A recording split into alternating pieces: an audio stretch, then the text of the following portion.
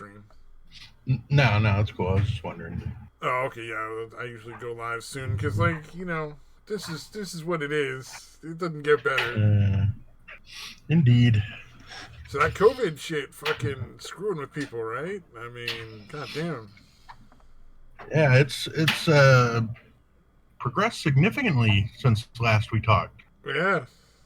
I think It's it gotten hasn't crazy. progressed significantly in as much as the testing has become more accurate and more available. All right. So I kind of assumed like the first week would sort of like explode in numbers because suddenly they didn't have tests. Now they have tests. Now they're going out and checking more people.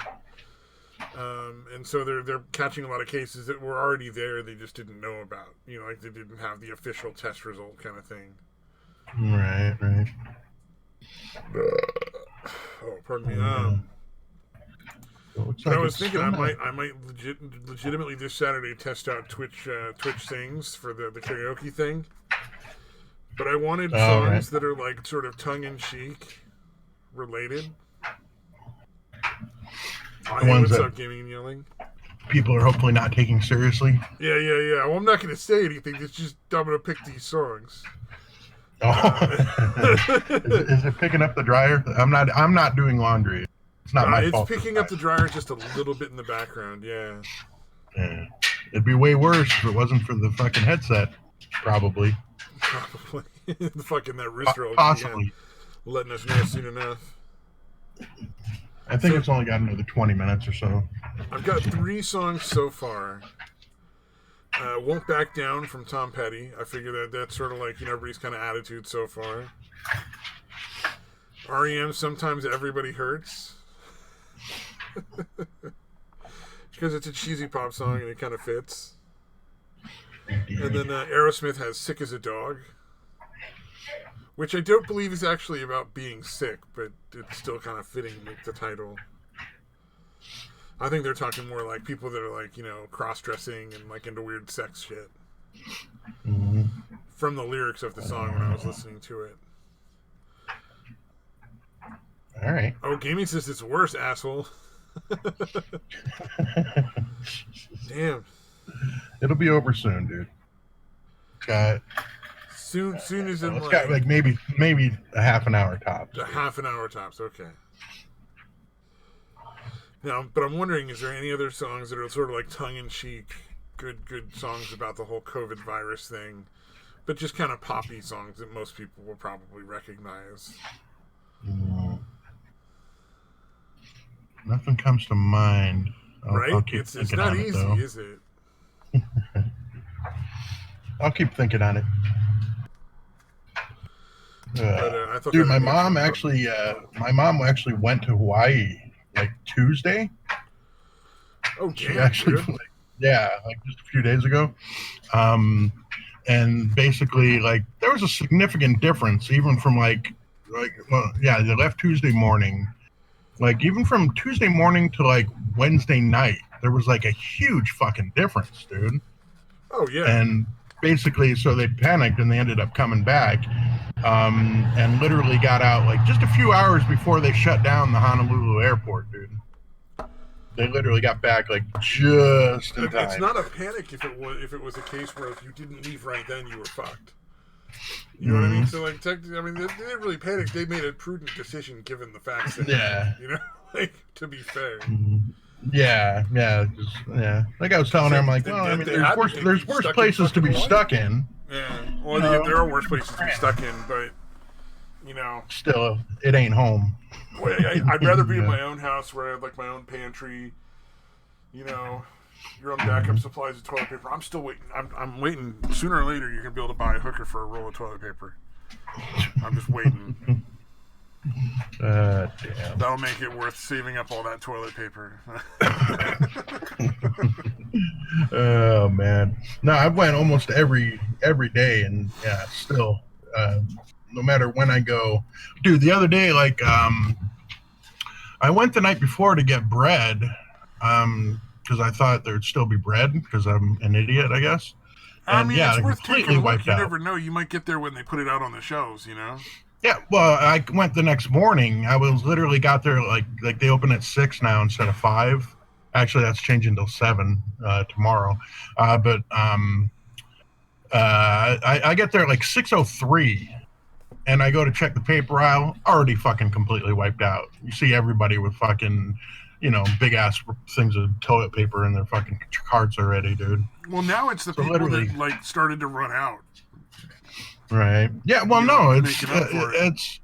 it's people who wouldn't ordinarily be buying it, but they know about the panic buyers, so they're like, well, I better stock up too. Yeah. So it's like that secondary panic. I'm really it's glad caused that by we the stocked initial up panic. ahead of time on the toilet paper. We bought like an extra package. We normally bought like 2 big packs, and we bought like 3. So we're still sitting fine. Like, we got weeks and weeks before we have to worry about toilet paper. We definitely are not in a panic mode on that one yet. So I hope you get it before it becomes an issue. Yeah, for me, I mean, with the meds I take, I only shit like, maybe 3 times in 2 weeks or something like that. Jesus Christ. Yeah, so that's not as much of a concern. Yeah, but you got like parents and your kid and all sorts of stuff, so yeah, everybody poops. Everybody, much like everybody hurts. Yeah, much like everybody hurts. Everybody sometimes. Poops. Sometimes. I don't remember the rest of the lyrics. It's like, don't be down on yourself or something.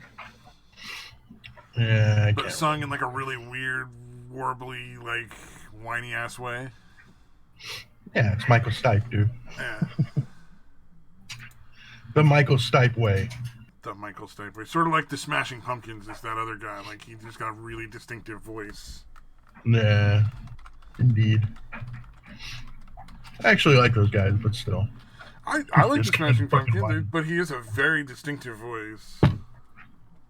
Yeah. Oh, don't let yourself grow. Or don't let yourself go, not grow. Let's see, because everybody hurts. Take comfort in your friends. Everybody hurts. Don't throw your hand. Don't throw your hand. Yeah, that was the weird one. When you feel like you're alone, no, you're not alone. Throw them hands. Was he that ahead? Was he just that far ahead, or yeah? I guess he had a different meaning on it than throwing hands means nowadays. Yeah, I'm pretty sure. I think throw your hand would be like give in, like what do you do when like folding? Folding, yeah, like folding in a game of cards. Yeah. At least it seems like it in the context of how he's singing the song, but you never you fucking know, because when you take it, I can't think of the. Come on, words. Back to brain time. Come on, words. Something. Well, like, sometimes songs are just fucking, like, weirdly about something that just makes no sense, and everybody, like, has got this picture of what it's about, but nobody's right. Yeah, it does happen a lot. People are fucking weird. I mean, rock musicians, especially. Yeah, exactly. It's like, oh, that's a song about heartbreak. Like, it's a song about my car that my dad took from me when I was 4. My toy car that he took away or something. You're like, what the fuck? What the hell's wrong with you? Were you fucking your car? Because it sounds like you were fucking your car according to this song. Oh, man. But yeah, it's fucking weird how much shit's just wiped out. Oh, yeah. Well, like, they're not even, like the Safeway. Still. There's not even dates that are available to fucking, like, you can't even get a date to have something delivered or draw, or, like, go and pick it up there. Because that's the 2 safest ways to get your groceries, is to have them delivered and just have the guy leave it on your porch.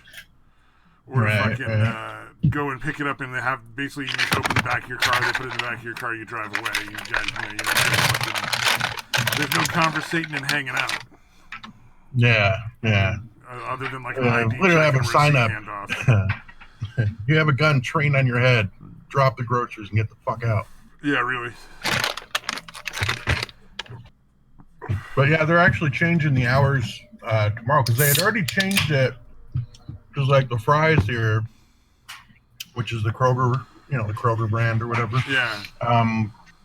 Which would be like Ralph's or whatever in your neck of the woods, probably.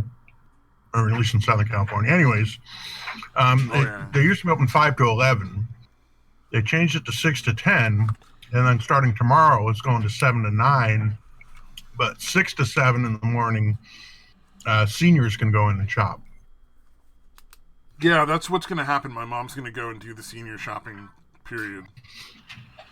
She said she figures that's probably going to be the safest time with the least amount of people. Because they're so condensed because they shut their hours down to like 8 hours a day. At least my Safeway.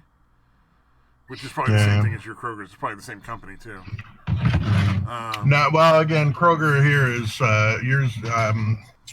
Fry's is owned by Kroger. I know Ralph's is the only one in California I know, but I think that's just Southern California. So it's like a Ralph's, but all the grocery stores are basically doing the same. So Ralph's would probably be. I think we have like one Ralph's and one Albertsons still in the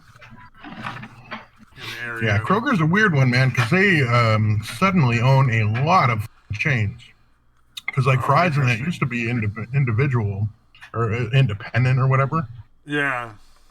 But now they're owned by Kroger, just like Ralph's and again, King Super and all these other places. But I think when you narrow it down to 8 hours, then that's the only time the store is open. Then you put a lot more people at risk because they're all packing in at the same time, and they can't do that social distancing. You know, they can't stay far enough away that they're not infecting each other just by walking around. Yeah. So, dude, I love the fact that GameStop is declaring themselves essential fucking retail. That is fucking beautiful. No, dude. GameStops are still open, dude. They are defying all this shit. Fucking nonsense, dude.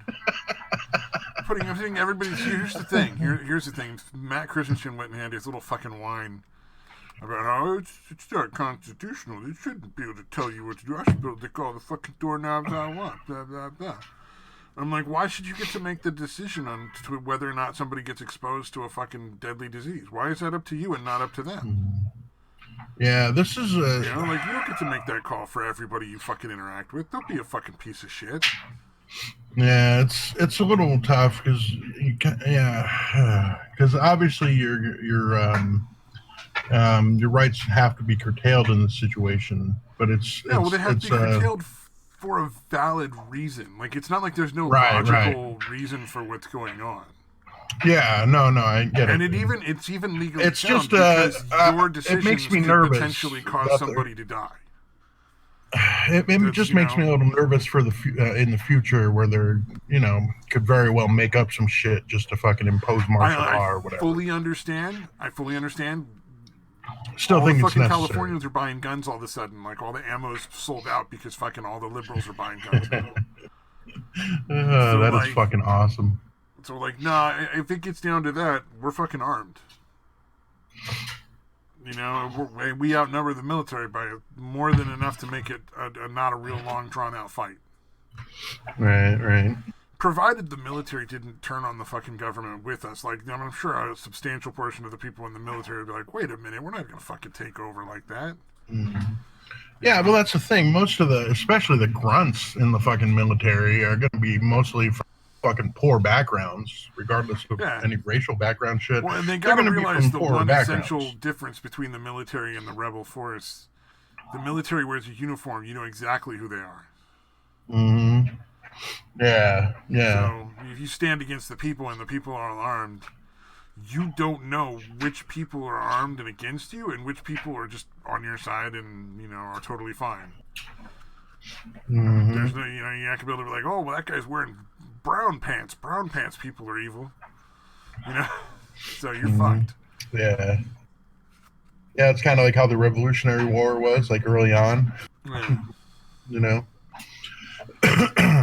Well, that was also a case of England was basically trying to fight a war across a fucking giant ocean.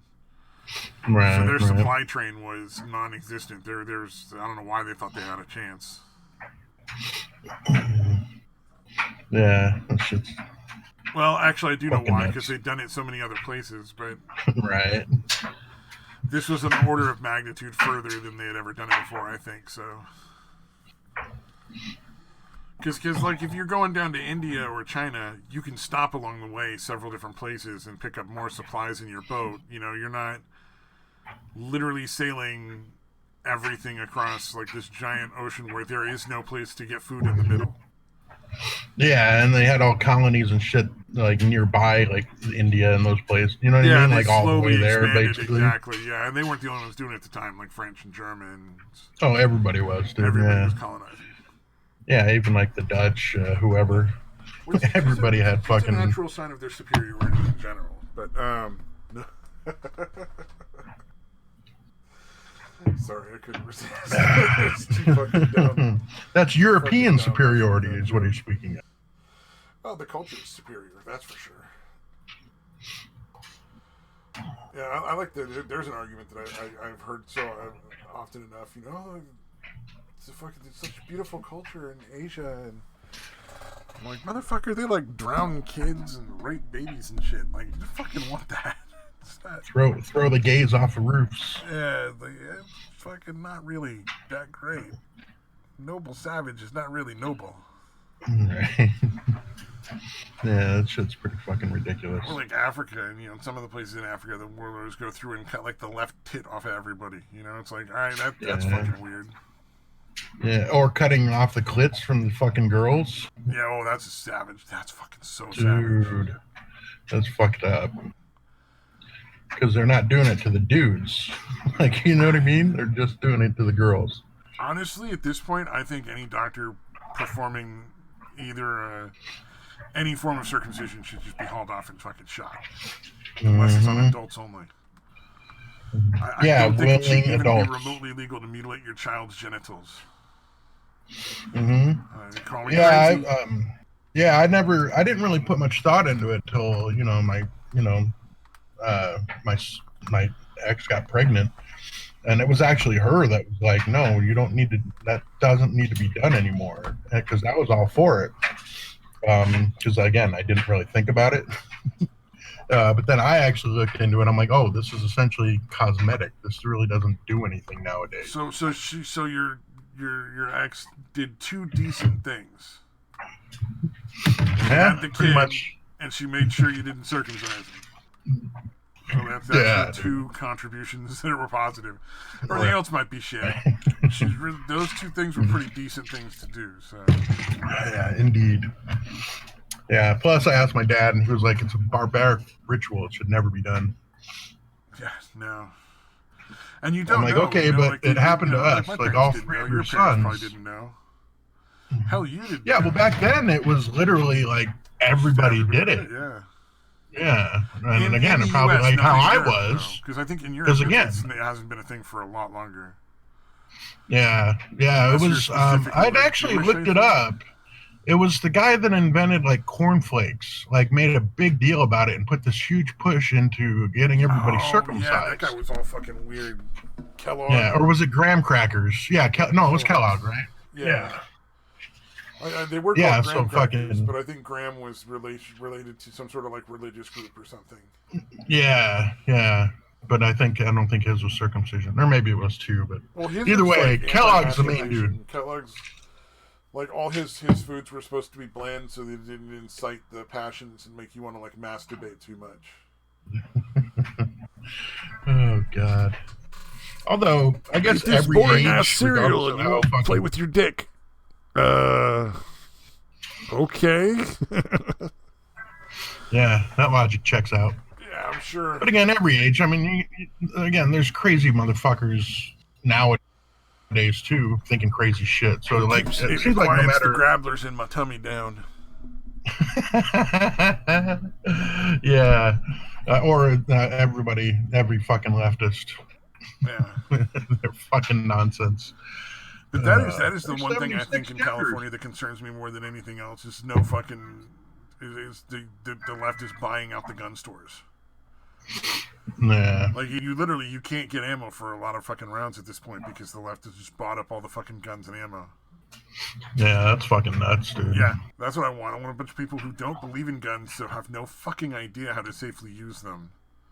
Yeah, like they don't even understand the concept of hey, don't ever point that thing at anybody. Don't ever point that thing at anything you do not intend to kill.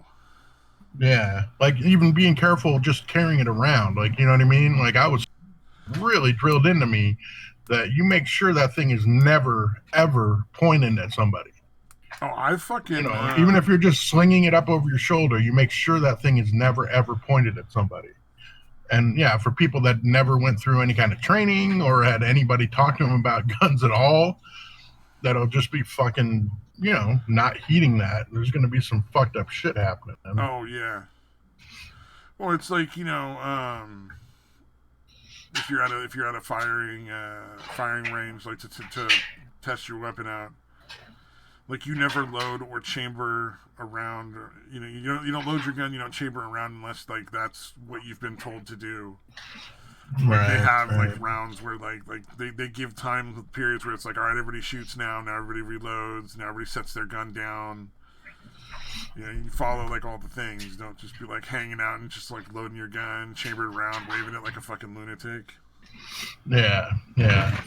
Even if you fucking are certain there's no rounds in there. Yeah. Yeah, exactly. Or whatever. Yeah. The two first rules. Always treat a gun as if it's loaded. Yeah, always treat it like it's loaded. Never aim at anything you don't intend to kill. Because that's a bad fucking plan. Oh, there we go. Janie's got a gun. Now people are going to think I'm a fucking Aerosmith fucking fan. We know Sick as a Dog might not have a fucking karaoke video of it. I'm sure fucking Janie Has a Gun does. Yeah. Do Back in the Saddle by Aerosmith. No, I've already got two. I can't do that. I can't do a third one. I'm just going to start naming them all. Kings and Queens. That'd be interesting. Or that creepy song he wrote for his fucking daughter's movie or whatever. The one for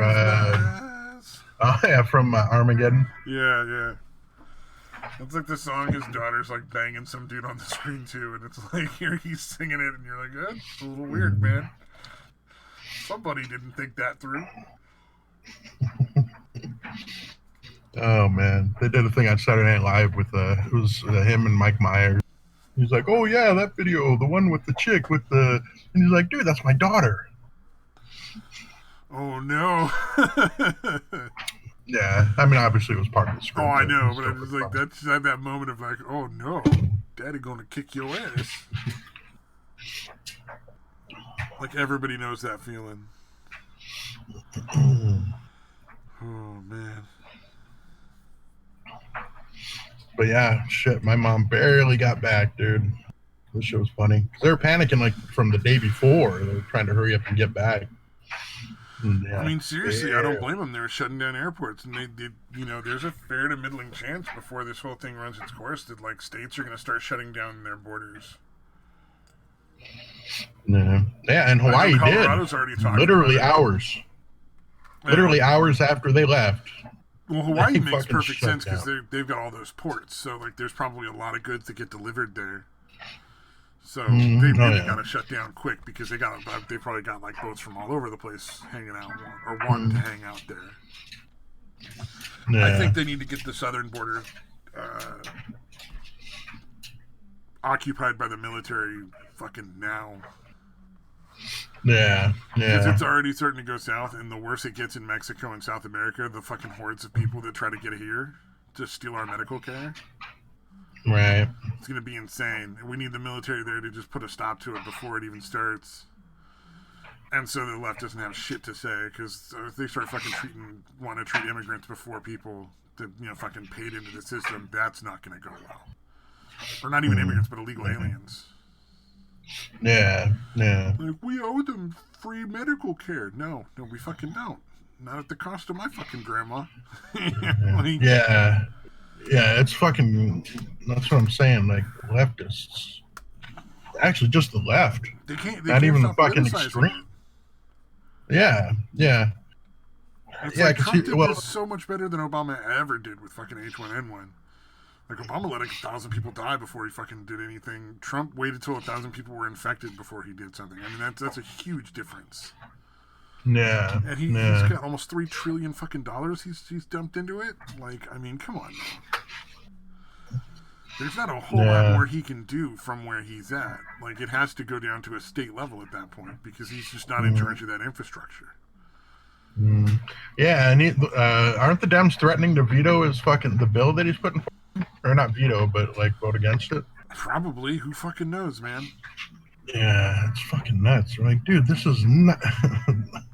Out of all It's the just not times the to time. not be partisan, Yeah, this is the this is the fucking time to time. fucking stop being partisan. The left needs to wake up and start actually doing something to help people, Yeah, and not the yeah, corporate interests in fucking China.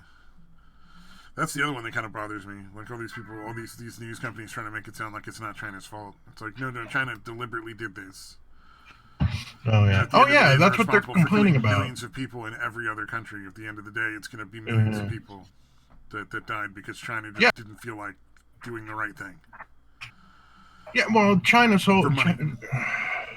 Yeah, well, that's the thing is they're like, well, we're not going to suffer alone.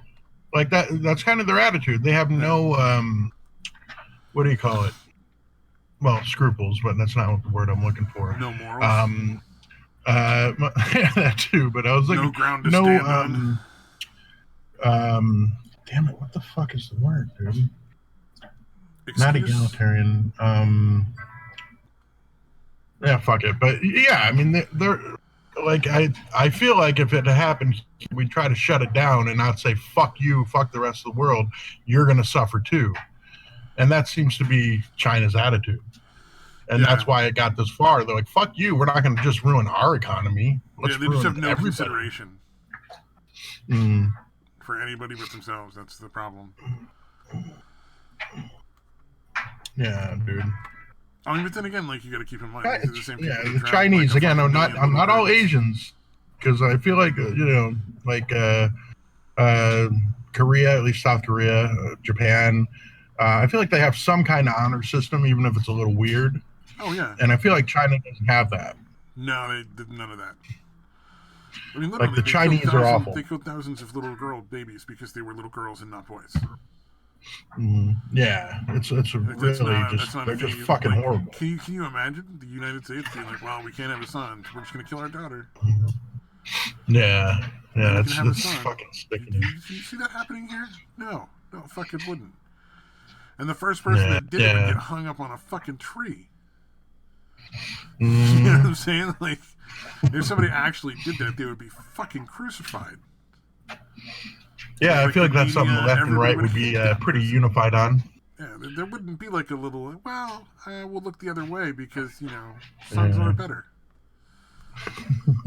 yeah, the left. I mean, sure, they're super pro-abortion for some reason, um, uh, but if you're only killing women, then they're going to have a problem with it. You Well, know the what I thing mean? with the Chinese thing is they weren't doing abortion, they were killing the babies after they were born. So they were Well, carrying the babies yeah, to term and then just drowning in like the nearest river or creek. yeah, it's fucking Jesus Christ. But anyway, Like, we're enough only talking allowed about such two, happy and things.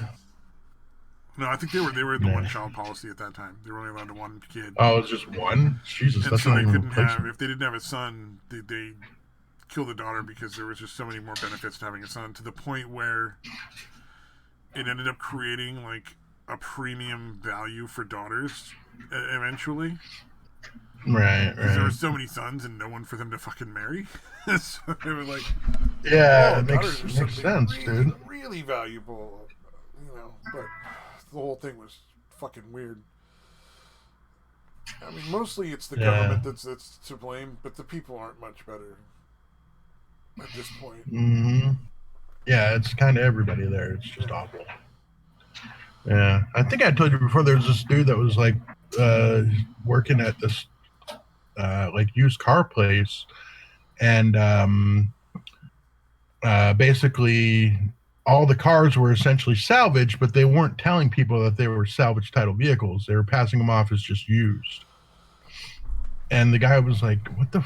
I can't do this." And the guy that worked there, like owned the place or his boss or whatever, was like, "Look, just don't sell them to your family. What are you worried about?" Oh Jesus. Like that was the fucking attitude. And again, this is just some dude at a random used car lot. This isn't even a guy at the top of the government or anything. Yeah. So yeah, it gives you a pretty good indication of how horrible that whole fucking society is. Well, and to be clear, for all the people that would say like, "Well, that's really racist." Chinese isn't a fucking race. retard. It's a nationality. Yeah. For anybody who thinks that's racist, just so you know, they're not actually Chinese. That's not a race. They're Asian. That is a race. Chinese is a nationality. Yeah. Yeah, and said, I'm okay with the Japanese. Like I said, they have a weird honor system, but they have some form of honor. Yeah. Although the Japanese are super fucking racist. Way more racist than the average American. Yeah, no shit, dude. You want to talk about a fucking I don't think they ethno-state, even consider dude. the Chinese to be people. Yeah, no shit. Oh, fuck. Or Koreans. Like, they're okay. Like, they can do the menial jobs and shit. Like, dude, the shit they did, like, during World War II. Like, they're like, okay, you guys are Korean. You're slightly, you're fucking horrible, but you're better than these fucking people from America. So you can be the cops for them. For, like, the POWs and shit. Oh, yeah. Yeah, it's that whole fucking thing weird. was fucking nutty. Oh, you know what's funny, though? So, like, there's no oatmeal to be found in the store. I go onto Amazon, and I ordered, like, 2 giant boxes of, like, oatmeal packets. Mm-hmm. Because they, but there's no canisters of, like, just regular plain oats. Right. But you can go get, like, the regular flavored oatmeal packets for, like, whatever you want. However, there's plenty. There's a ton. They're not even raising the prices on them yet. Man. That's going to be the interesting thing, I think, in a week or two, is when all these companies are like, well, we should be able to raise prices because, the demand is up. And the government going, you don't get to capitalize on a fucking national disaster. Yeah. Yeah, this isn't a normal... this is not a normal situation, fuckers. Yeah. So that's going to be going back and forth because the corporate masters run Congress, so, like... Mm-hmm. But like, that's a death sentence to anybody's career, so it's going to be interesting to see how the politicians try to weasel around that shit. Yeah. I didn't really look into it, but I had heard that there were a bunch of, or at least a few, like, senators that kind of cashed in, like, made millions in the stock market. There's more than a few senators who did some stock market stuff that's a little shady regarding this. Yeah, and I'm sure they're probably going to get away with it. And I'm sure and here's the thing that a lot of people are probably going to, like, not get. I'm sure they're on both sides of the aisle. Like, I know that the one they've reported on for sure is, like, a Republican, but I guarantee you there's Democrats and Republicans beyond that one dude who did the same shit. Oh, yeah. Yeah, for sure. He's not alone. Yeah, that's one way. They definitely have more than one that fucking made some money off of this. Yeah, that's one way that is one thing that unites Democrats and Republicans. Fucking greed. Yeah. Well, and the one thing that's shit. nice about what's going on right now is it looks like France might have stumbled onto a combination of medications that does some, helps at least somewhat. So hopefully that's a first step towards something that'll, like an actual cure, or at least yeah. The treatment that's going to treat like 99% of the people, kind of like it's going to work for most of them, because like, like something with Xanax works for something like 60% of the people that have tinnitus in lowering the volume, but for 40% it doesn't. So that's not a very reliable, treatment for it. Yes, it could be a treatment, but it also might not matter at all. It really is hard to tell. But if they can get it to like 99% effectiveness, that'd be pretty fucking amazing. And then coronavirus is a family of viruses, so that might eventually lead to the cure for the common cold. You get a cold and you go take this fucking like pill, and then it goes away. Like stays going. That'd be nice. I mean, the main problem with a lot of these is getting everybody cured of it at the same time. But isn't it better to have, like, basically the virus mutate to the point where it's like a really mild thing like the cold? I would think so, but I don't know how any of in the that shit long works, run. dude. You know, like if we don't have a cure, if we can never find like maybe 100% cure, or even if we do, maybe it might be better to wait and just as a general for like the human race in general, like to make them sturdier for future diseases. Yeah. But Well, I'm not anybody sure who how that survives works. certainly that would apply to. If you survive, it's kind of like how the plague, the Black Plague, kind of wiped out a huge amount of people, but the people that survived Oh man, are there was fucking like immune to that shit. one city in like Italy where like 95% of the people survived the plague, and Mm. what they did was as soon as they found out of the plague, they quarantined like everything. Like nobody comes into the city, nobody goes out. They took enough food and water for a month and just walled the families that had it in their houses with that food and water. Literally, like bricked their fucking doors up. Yeah, that's pretty much it. Yeah, and again, back then the cities were not nearly the size, Yeah. you know what I mean, as they are now. Yeah, but they were So just they like, could all right, still you kind of guys pull have the that off. plague. We're going to just fucking brick you into your house with enough food and water to last you for a month. And if you survive, great. If not, oh well. But we're not dying. And it was Those of you fucking that super survive. effective. Yeah. Yeah, it takes pretty fucking drastic measures for shit like that. Yeah. But then again, for a disease that killed probably, more than half the people living at the time, a 95% survival rate in your city is fucking insane,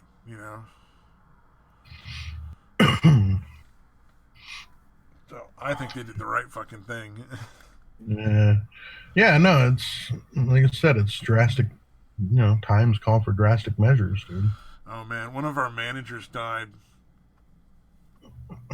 but not to the coronavirus. It just got stabbed to Oh, death okay. by a client. What? Just got stabbed to death by a fucking client. So So by like somebody like that, you were like not somebody in that any. It was none. I never worked at this program. There's some of the programs I will just not work at where I work for the company I work for. All right. So, because I just don't trust them. Like, there too many fucking people with violence in their past. Too many people just fresh out of jail. I'm just not interested. Thank you very much. Yeah, fuck no, dude. That's understandable. Well, I ain't fucking the one that I didn't get stabbed to death. Somebody else did. So, clearly I've made the right call. Yeah, Jesus Christ, man. That's fucking terrifying, though. Oh, But yeah. it's still like in. Is that like a completely different? Like, how close were you to where that person was held? I guess is my question. Oh, Was it they the were same like complex? a couple cities away. Oh, okay. Yeah, It I wasn't was even in thinking my like, is it city. the same general complex or is it? No. I mean, You know what this I is mean? like the place I work. It's just random houses in the community. So there's like, a couple houses in the city I live in. There's a couple houses in like the next city over, and then the next city over. There's another couple houses, kind of thing.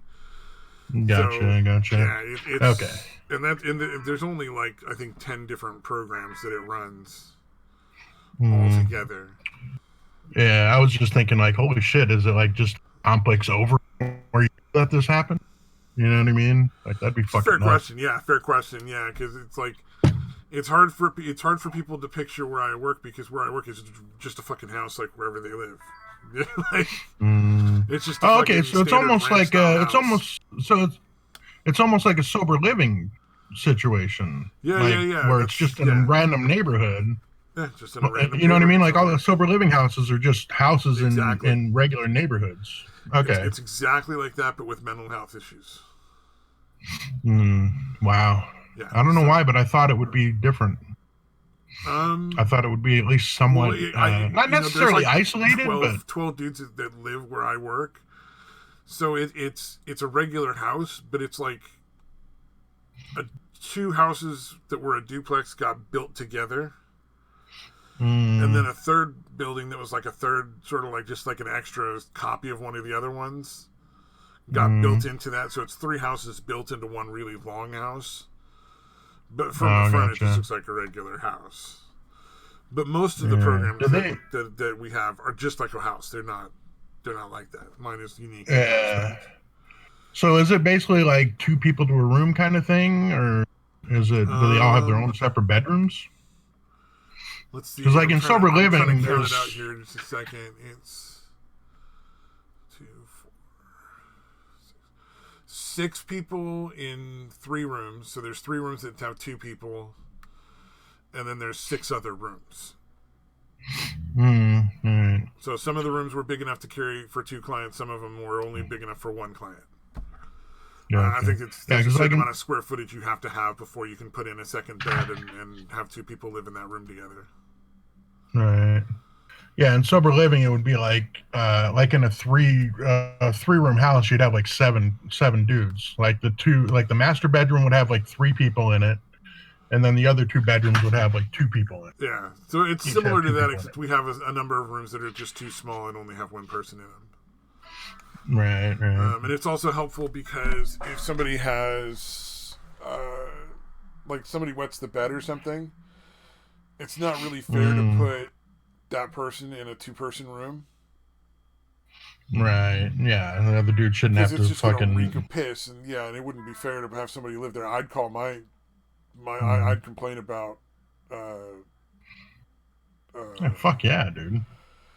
My client's rights violations. I said this is a violation of my rights. I have the right not to have to live in a room that reeks of piss all day long. That's not my fault. Yeah. Yeah, dude. Yeah, so if you have 2 bedwetters, you can put those 2 in the same room. Then they can fucking deal with it. And they don't like it too bad. They'll figure it out. Yeah. On ours, I think it was just snorers. They put all of us snorers in with other snorers. Oh, dude. But that was about it. There's this one guy who just would not accept that he needed to fucking wear one of those breathing things. You know, those sleep apnea machines. Yeah. Oh, yeah. And it was like he'd be upstairs snoring, and it would sound like he was in the room with you. Like, you're not even on the same fucking floor as this asshole. And it sounds like he's literally in the room standing next to you making snoring noises. Right. Like, and we're like, dude, you need a fucking sleep machine. That's not normal or healthy at all. Right. No, mine's pretty bad. I don't really snore if I sleep on my stomach, which is why I've slept on my stomach for the last like 10 years. But yeah, if I sleep on my back, fuck, dude. You know, that plus, being fat plus the smoking. Oh, yeah. Smoking, yeah. Yeah, so mine's pretty bad. But yeah, when I was in sure I snore. I've been told by a number of people that I snore, but not terrible. So. Mm-hmm. No, mine's pretty fucking bad. But whatever. But yeah.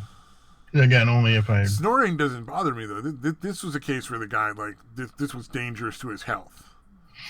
Yeah, like he's literally stopped breathing and then... and shit like that. Exactly. So... He finally got the machine, and that helped him out. But he always had the thing where he would come down at like 5 a.m, and then just fall asleep on the couch, sitting there with his head lulled back. Oh fuck! And it would be like, dude, you need to go back to your bed and go to sleep. You can't fucking do that.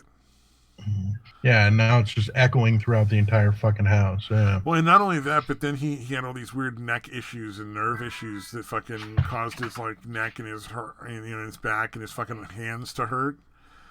Jesus. So he'd have to periodically take like steroid treatments to fucking help. And yeah, that's fucked up. But my least favorite client that I ever had to deal with was at the place I work now. He would fake not being able to move. Like, oh, I can't walk. He'd pretend he couldn't walk. And he'd always try to sleep on the couches, except he was a fucking bedwetter who wet the bed literally every single night. And we're like, you can't fucking piss the couch, dude. That's not acceptable. We're not going to let no. Like, we have all these rubber sheets over your fucking mattress for a reason where you're not sleeping on the goddamn couch. What kind of fucking asshole would sleep on the couch? Oh, he just didn't give a shit. Yeah, he didn't give a shit about anybody else. This dude would also go in, he'd sneak into the kitchen, or he wouldn't sneak into the kitchen, he'd go into the kitchen in the middle of the night and just eat handfuls of sugar. And leave giant, like piles of sugar all over the fucking counter.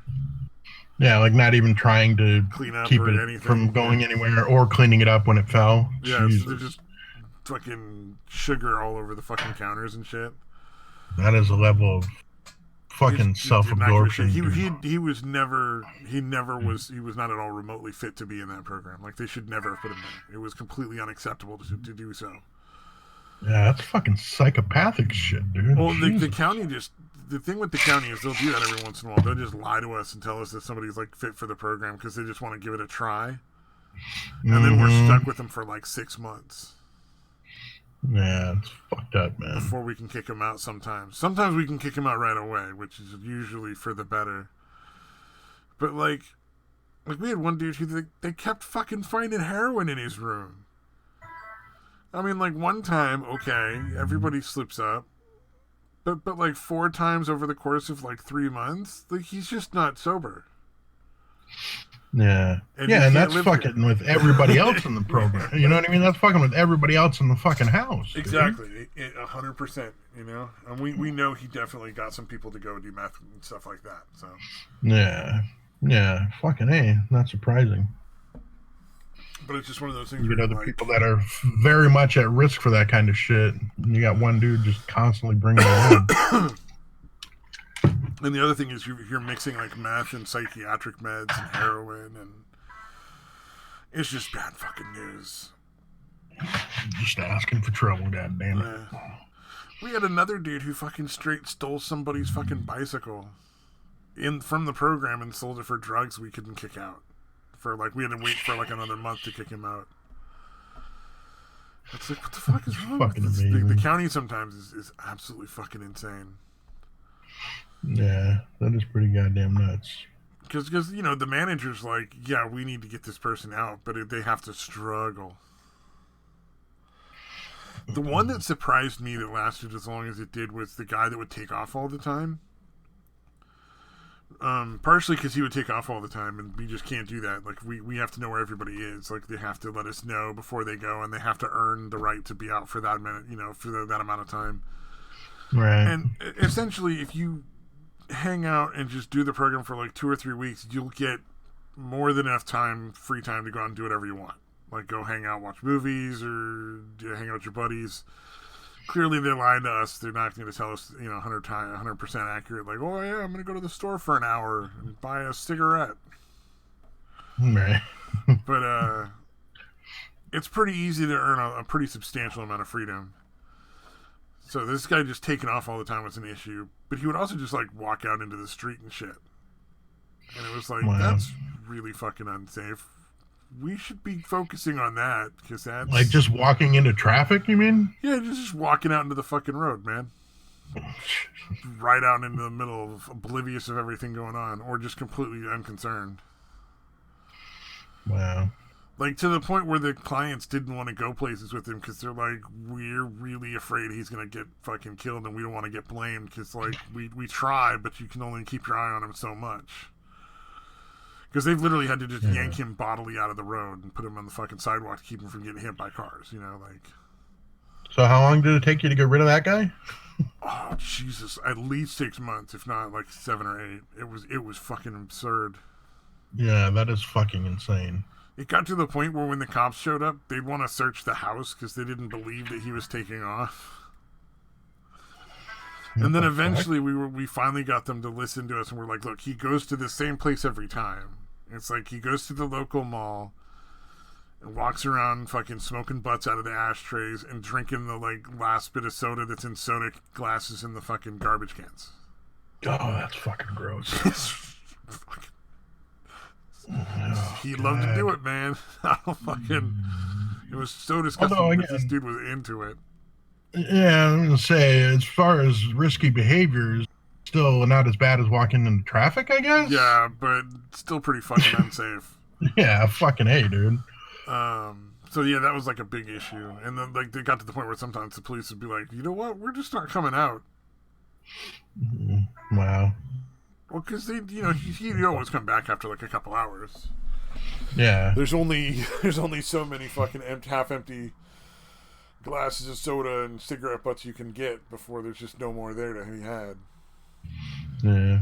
If I were the cops, I'd literally just like have a contact at the mall and be like, "Yeah, is he over there? Okay, all right, we know we'll be back." Yeah, I was surprised. He was really good at avoiding the security because the mall has security, and he was on a no trespass order. So like, Wow, and he would he'd still already do been, it, he huh? wasn't allowed there at all. Like during the day, during the night, didn't matter. But And the he'd still security at the manage, mall huh? just never seemed to find him. So I don't know. Turns out he's a Splinter Cell guy. The one thing I think would be a huge mistake would be to underestimate the clients because they have that mental health problem. And they may seem kind of slow because they're dealing with a lot of weird fucking, psychiatric meds effects. Right, right. But don't fucking underestimate. They're very intelligent people. They will fucking manipulate the shit out of you if you're not aware. Yeah. Oh yeah, it's like the dude from the Green Mile. Remember that fucking dude? Yeah. How he was acting like he was all drugged up. Everybody was assuming he was all drugged up when he wasn't, because he was just acting like he was all drugged up. Yep. Exactly. Ends up attacking and fucking shit up. Fucking exactly. Yeah. Sneaky fuckers. Well, I mean, there's two main issues with the clients that cause them to be incapable of functioning in society. One is never having real consequences. So, like, their mental health protects them from ever actually doing real jail time. Like, they're never in jail for more than a couple months, if even that. And then the other thing is they don't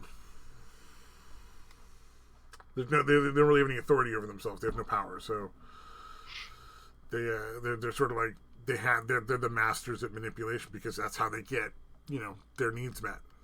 Yeah, they know how to like stay out of jail, how to fucking But they also know how to fucking talk the guard into getting them a fucking Snickers bar. Yeah, you know? Like, you gotta be really careful. They'll fucking make you think that they're being super straight and honest with you, and then, like, nah, they're just taking you for a ride so they can get something they want. Yeah, playing on your sympathy or playing on, they know how to work people. Yeah, they know how to work people exceptionally well. The system has taught them how to work the system. Yeah, and that's the thing. And it's like, that's why it's going down the tubes is the no consequences thing. Yeah. Sooner or later, you have to accept that they're in this situation because they're incapable of making the correct decision. So you've got to stop worrying about them making it until you've actually, like, taught them how to potentially make other choices. Yeah. Like, it's still going to be up to them, but if they have nothing to compare it to, like, you never bother to teach them other ways because you're like, no, we don't want to interfere with their progress. That's not his fault. They'll figure it out. They know better how to make themselves better. Really? Because it seems like they're locked up at a fucking mental health facility. Yeah, they're constantly just running through all these different programs. Seems like if they were better at doing that than we if they knew better than we did, then maybe they wouldn't be in that fucking situation. Yeah. You would think it would be in your program's best interest to kind of realize that, because I assume your stats have something to do with your funding. Oh, success. Or maybe not. Success, when they measure success, it's like they move people on that are just not remotely ready. Like, wow. We're moving a client back in with his grandfather right now who is absolutely barely incapable of taking their meds.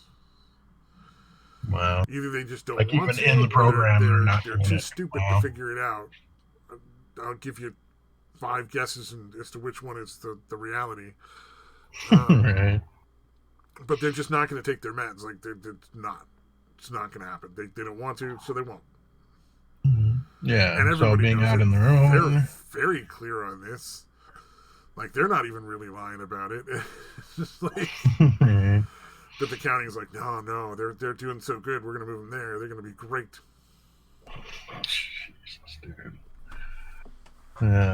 Like, let them deal with it. It's fucked up, man. It's so fucked up. Passing the buck. He was transgender, so he got to do whatever he wanted. Like I mean, I'm talking like part of the the program is like just doing like chores, like sweeping floors and mopping and cleaning the bathrooms and doing dishes and shit. Right. And he just wouldn't do his chores, and there was never any consequences for it because he's transgender, so he didn't have to.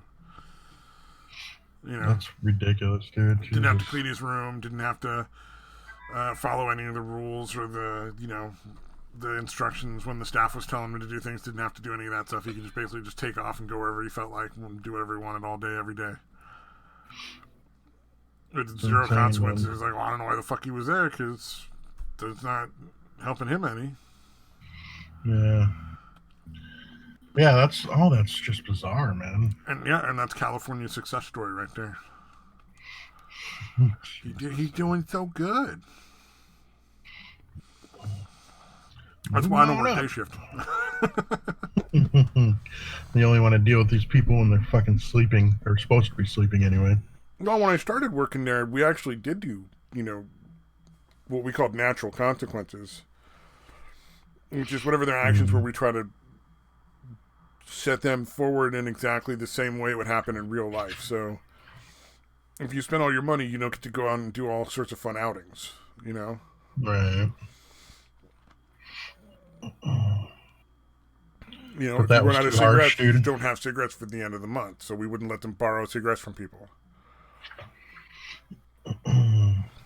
But all that ended up being considered too harsh? Unfair. I don't know. I don't know when it changed, man. It's so weird.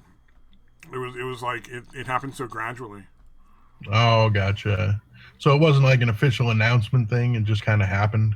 Yeah, just slowly over time to the point where it's like I'm glad I don't work the day shift because I would not be able to fucking keep doing it. Because what would be the point?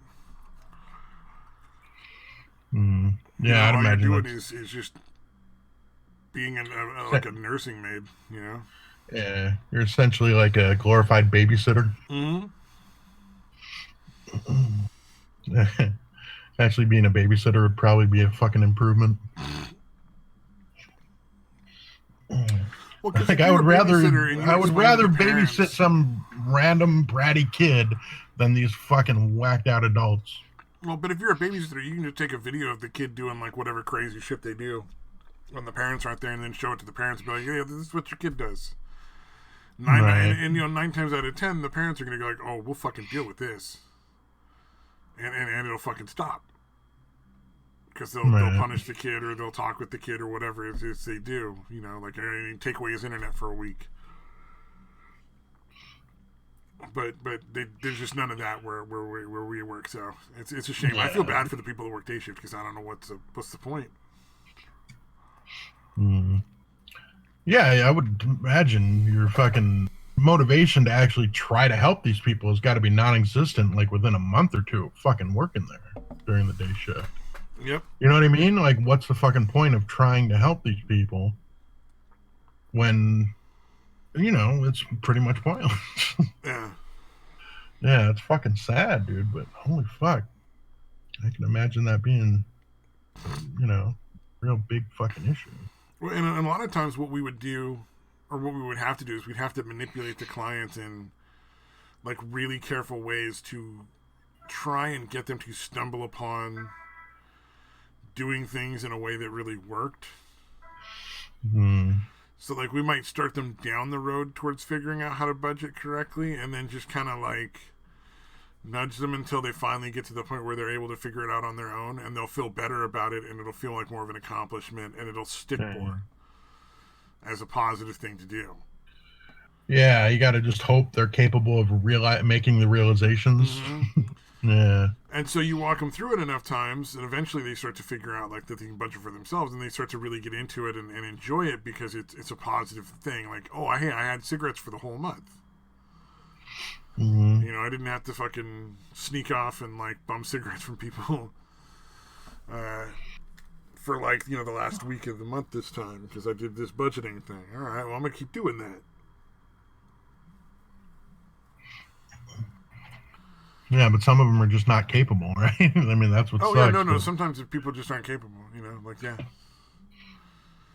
And there's, I've worked in all different levels of care that, like, at least my company does. Like, I've never worked at the places where they, like, actually have to bathe the clients. Right, and, like, manhandle them and shit. Like, I've never done that, and I never will. Like, that's Nope. Yeah, fuck that. We've had ones where like basically we have to like pantomime how a shower works. You know, like they're that level of they just need to learn like how to bathe properly and change their clothes every day.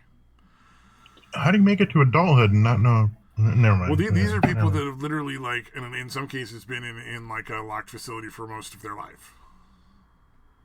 That have literally just been hosed down their whole life. Yeah, shit like that. Exactly. But you know, so like some of the stuff we do is like that, and then you know, then there's the next level up is teaching people how to like budget and how to handle going through a transaction in a store.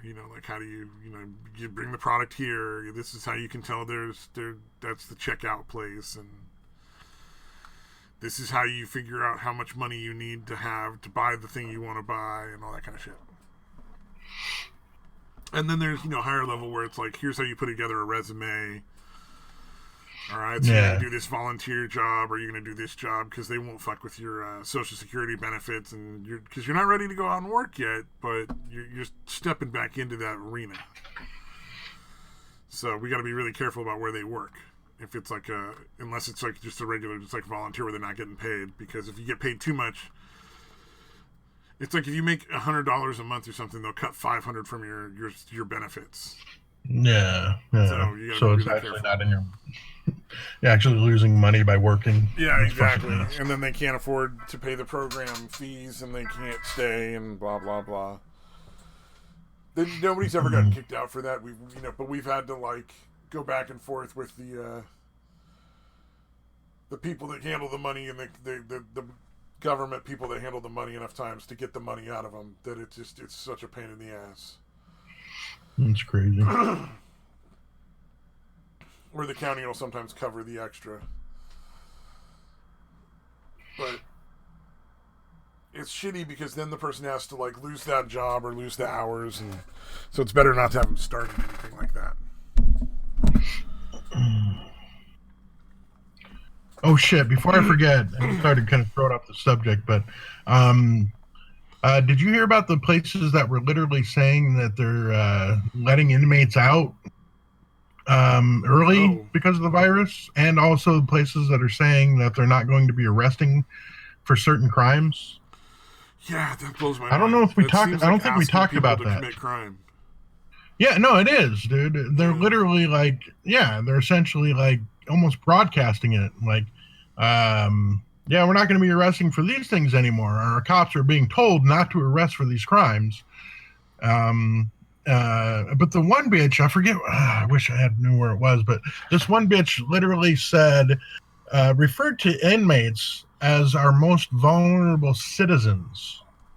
Fuck that noise. And that's why they needed to be let go. Was she talking about just letting all of them go? Fuck. Like just fucking carte blanche? Dude, I don't know like what murderers the fuck. Murderers and rapists and shit? But yeah, literally referred to inmates as our most vulnerable citizens. Is that some more of that pro-pedo nonsense? They're the most vulnerable of the vulnerable inmates. Yeah, it's hard to imagine. How do you fucking... Like, so it's not like senior citizens or... You know what I mean? Well, yeah, not people who've constructively contributed to building the society that created a hospital that allows, such a high level of care. Fuck them. Yeah. Let's see if I can find it. Obviously, it's going to be one of the progressive. I can't remember exactly which one. Yeah, Bruno the Mad Dog Racist is more important than fucking Grandma Deitois, because Grandma Deitois just worked a job and paid for fucking medical insurance her whole life. Mm-hmm. Bruno the Mad Dog Rapist, he killed and raped a bunch of fucking like dachshunds, so he's more important and needs that medical treatment.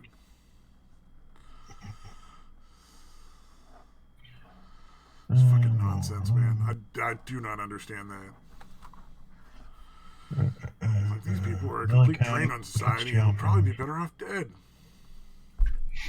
Let's let them go. Oh, God. The whole coronavirus, LA County cuts jail population. Okay, so LA is one of them.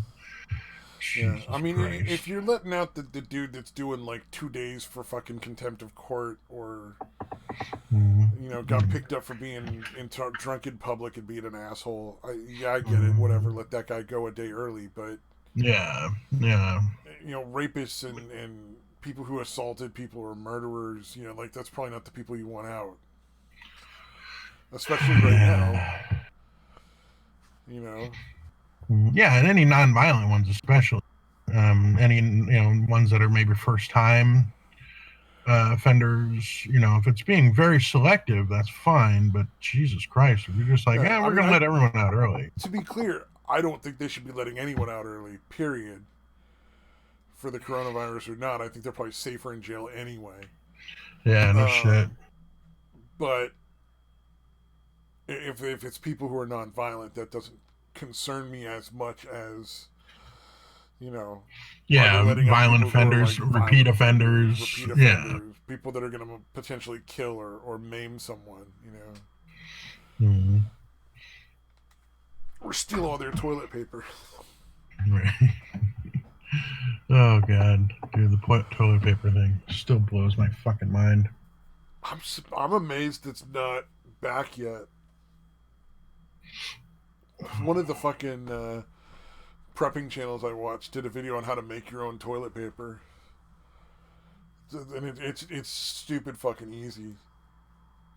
You basically just take like newspaper or like paper out of a phone book, like any kind of paper that's like that, where it's like kind of thin, yeah, and then you just crumple it up until it stops making noise.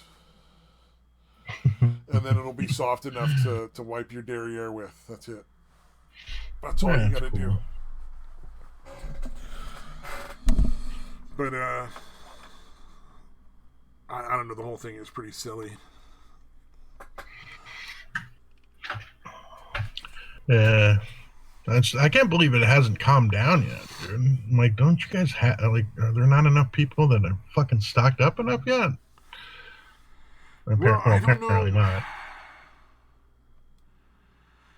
I think it's a psychological response to the disease. They can't control the disease because you can't see it. It's not, like you have no way of fighting it.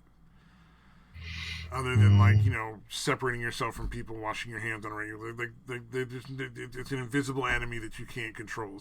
But they can control how much shit they got.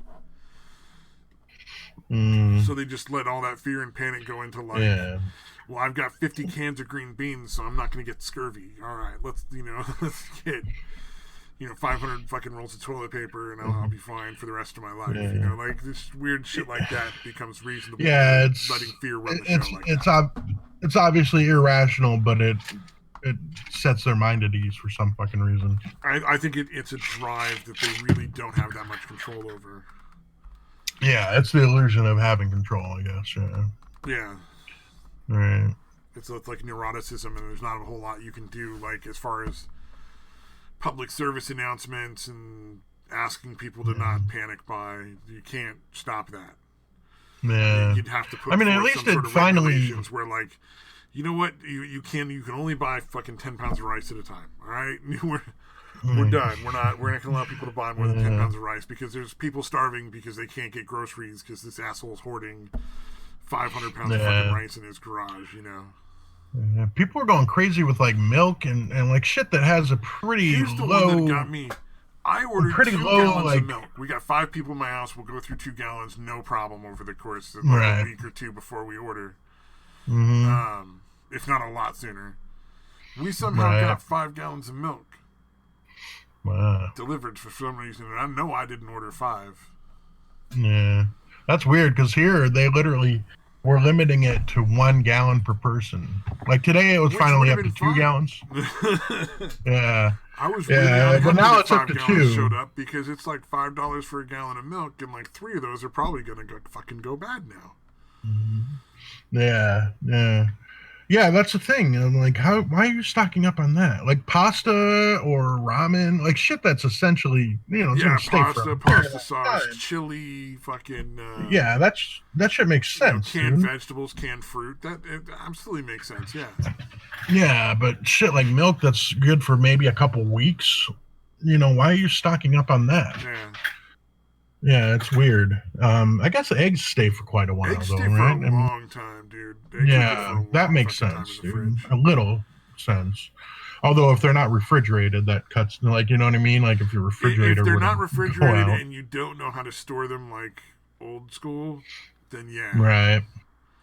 But Mm, like you can store eggs in lye water for fucking almost indefinitely.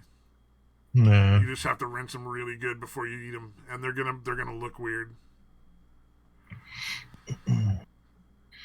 But yeah, yeah. So it's at least making a little more sense. You know, like I said, that shit's disappearing. I think I told you about the salt last time, right? Oh yeah, salt. The salt was completely gone. Flour, sugar, salt, like all Yeah. that shit was fucking wiped out. Yeah, I literally had to get like a little thing of like coarse kosher salt because that's all they had left. Yeah, it's so strange. Mm, But yeah, I'm curious. Like we've got enough food to go for probably a month, so we may not go to the store for you know yeah, anytime soon. So I haven't seen any of this stuff. Because the last time I went to the store, the only thing that were missing were like just like the gloves, the masks, the sanitizer, and the fucking toilet paper. yeah.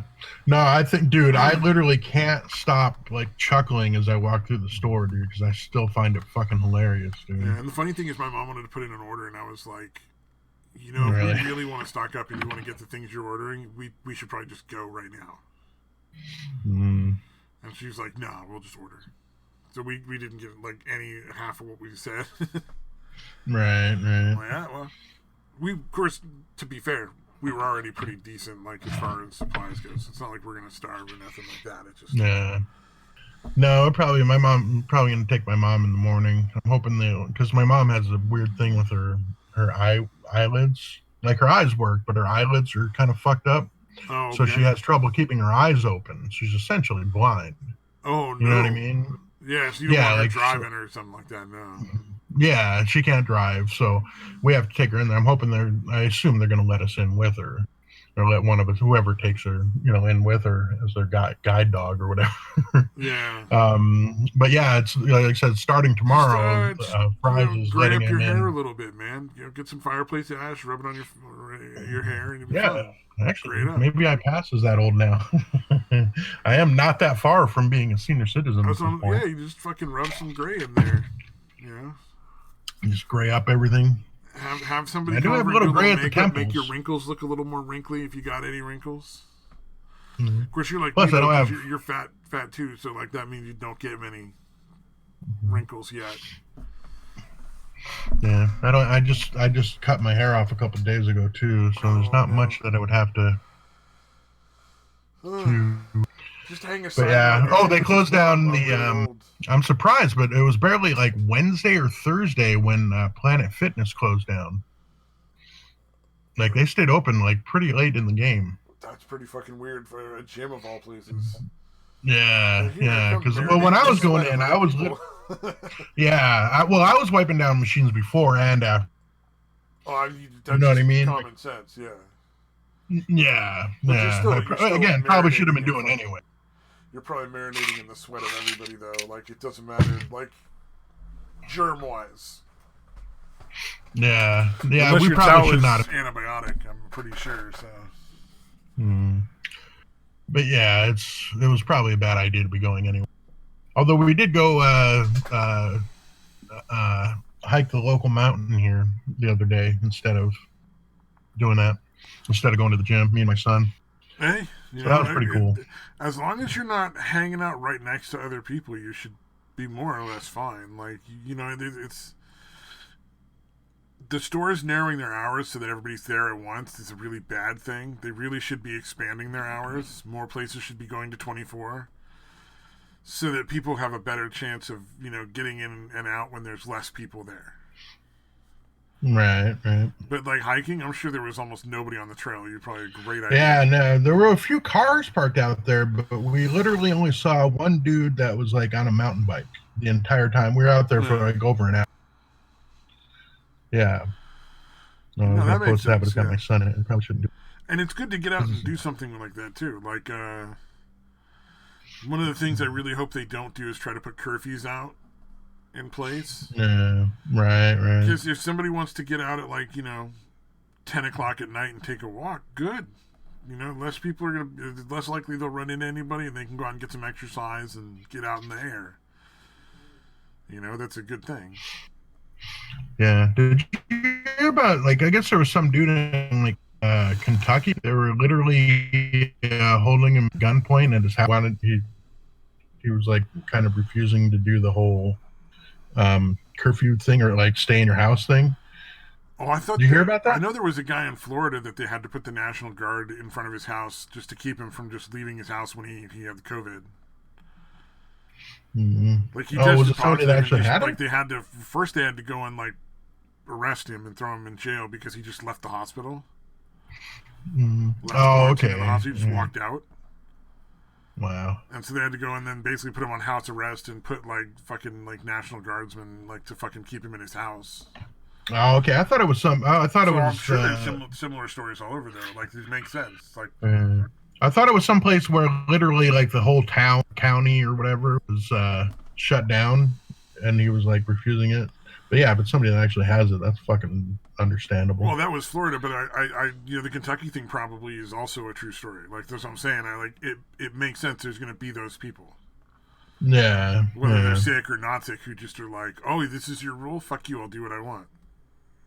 You have to basically just use force to prevent from causing harm to others. Yeah.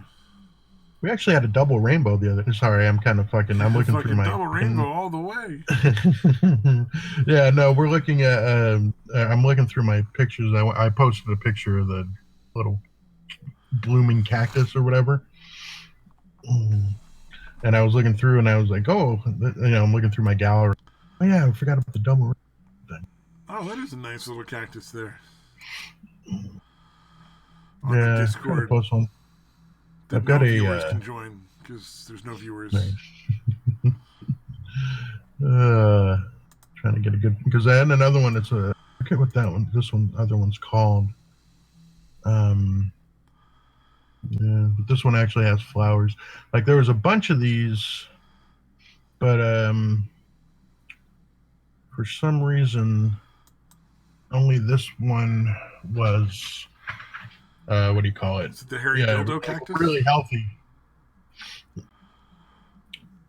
No, not that one. It's not called. This looks more like a regular plant. Posting, or we'll post here in a second. It looks like a regular flowering plant, or a lot more than. Dude, there's so many fucking the cholla cactuses, the jumping cactus. I don't know if you're familiar with that one, but it's literally like you can fucking breathe on this thing. If you barely brush up against it, it's fucking sticking to you. Oh, yeah. And it's almost like you have a static attraction to the fucking stickers. Oh yeah, no, it's just it's so loosely bound to the rest of the plant. My son threw a little fucking rock, just this tiny little rock at one of these, and knocked off 4 little fucking sections of it, barely tapping it. Oh, it's just so it's designed to just break away. It's almost like a lizard's tail kind of thing. Oh yeah, there's no. Yeah, actually, nothing let me see. I'll put one on. The thorns are held on with fucking thoughts and prayers. Yeah, my grandfather one time. I've had them stuck in my shoes and shit because they're, some spots. There's so many of these fucking things. I'm trying to say. I did a little panoramic shot video, but there wasn't really that many chollas in that area. It doesn't look like. Let me see. One of the guys that I watch his prepping videos does a lot of desert plant stuff because he lives in Texas, but he travels to fucking New Mexico and Arizona all the time for his work. So he'll go out to the deserts in Arizona and New Mexico and sometimes in Texas. Right. And do fun little videos of cooking up fucking prickly pears and fucking showing which things on cactuses you can eat and talking about no, you can't drink the water out of any given cactus. There's the vast majority of them are super poisonous,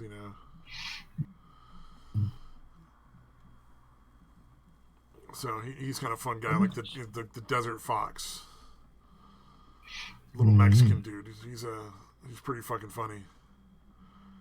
And he works in like film production and shit, so his videos, like every once in a while, he'll put like weird little like film stuff in there, where they like do like a tribute to some movie or something that he likes, like a little skit. Oh, that's too big. Damn it. All right, I had a little short video clip, but it's too big for Discord apparently. Oh, it's a shame. Oh, yeah, it wasn't a big deal. I just wanted to show, because right at the beginning of it, there's a lot of the Troya cactuses I was talking about. It's so funny. Like, I know you live in Arizona, but in my head, when you said hike, I pictured like a hike here, which is like through the fucking redwoods and shit. And so, like, oh right, I'm seeing you and your kid like hiking through a fucking like forest full of like green trees and shit, and like reality is just fucking desert you're walking through. Yeah, here, I'll post a picture of the side of the mountain here. That'll give you an idea of what I was doing, dude. And yeah, not a lot of trees in this area. Nope. Yeah, like I said, those pictures are obviously close up. Yeah, this is more of a wide shot of it.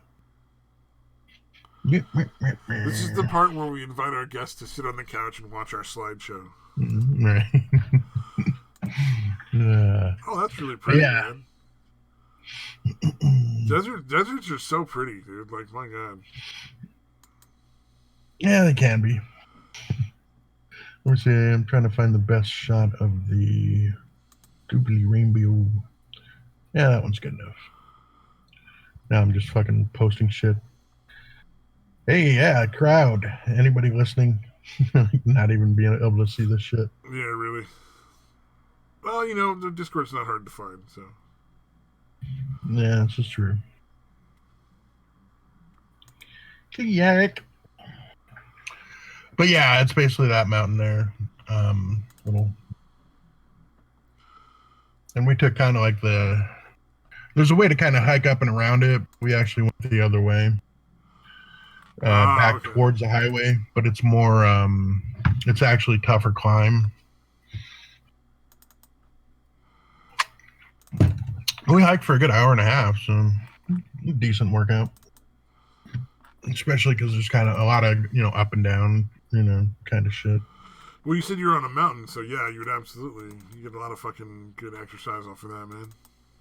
Dude, the best part was seeing the, because you got to watch where you're walking on this kind of shit because of the Troya cactuses, because there's pieces that fall off of that shit constantly, and they'll be in the trail and whatever, and they're kind of a pain to get off of you, dude, because they're so fucking, again, just built to attach and hook into you. Yeah. Oh yeah. But dude, you see these like baby plants that are like the size of your fucking thumb. By constantly looking down like that, you're like, holy shit, that's fucking crazy. I saw a barrel cactus that was literally, you know what a barrel cactus looks like? Yeah, yeah. They look like a big fucking round ass barrel. Yeah, it kind of looks like an overgrown watermelon. Yeah, exactly. Yeah, well, I saw one of those sticking out of the trail that was literally like a little wider than my thumb. I was like, dude, that's fucking adorable. Little tiny, because they get fucking huge, dude. You know what I mean? Like, they get the size of probably like 2 big watermelons. Well, isn't it like only one kind of barrel cactus you can drink from, but there's like 9 other kinds that are poisonous? I'm not sure. Well, the barrel cactuses are weird because their spikes are not like, they're not like breakaway spikes or whatever. They're like kind of almost like leathery. Not really, but that's the best way I can describe it. Like, they come to a point and like you can like tap it though. Like, it's not something that really hurts you the way a lot of shit does. Oh yeah. Oh, there's Psycho. Hey, what's up, Psycho? But yeah, so they're not as hard to get past the spikes then, I take it. Mm-hmm. Yeah, they're not dangerous. They're not shit that's gonna fuck you up if you brush up against it. Like, it might poke you, but it's not really gonna hurt you. Well, it's interesting when you're looking at like the edible stuff from the fucking desert, like the cactuses you can't eat and stuff.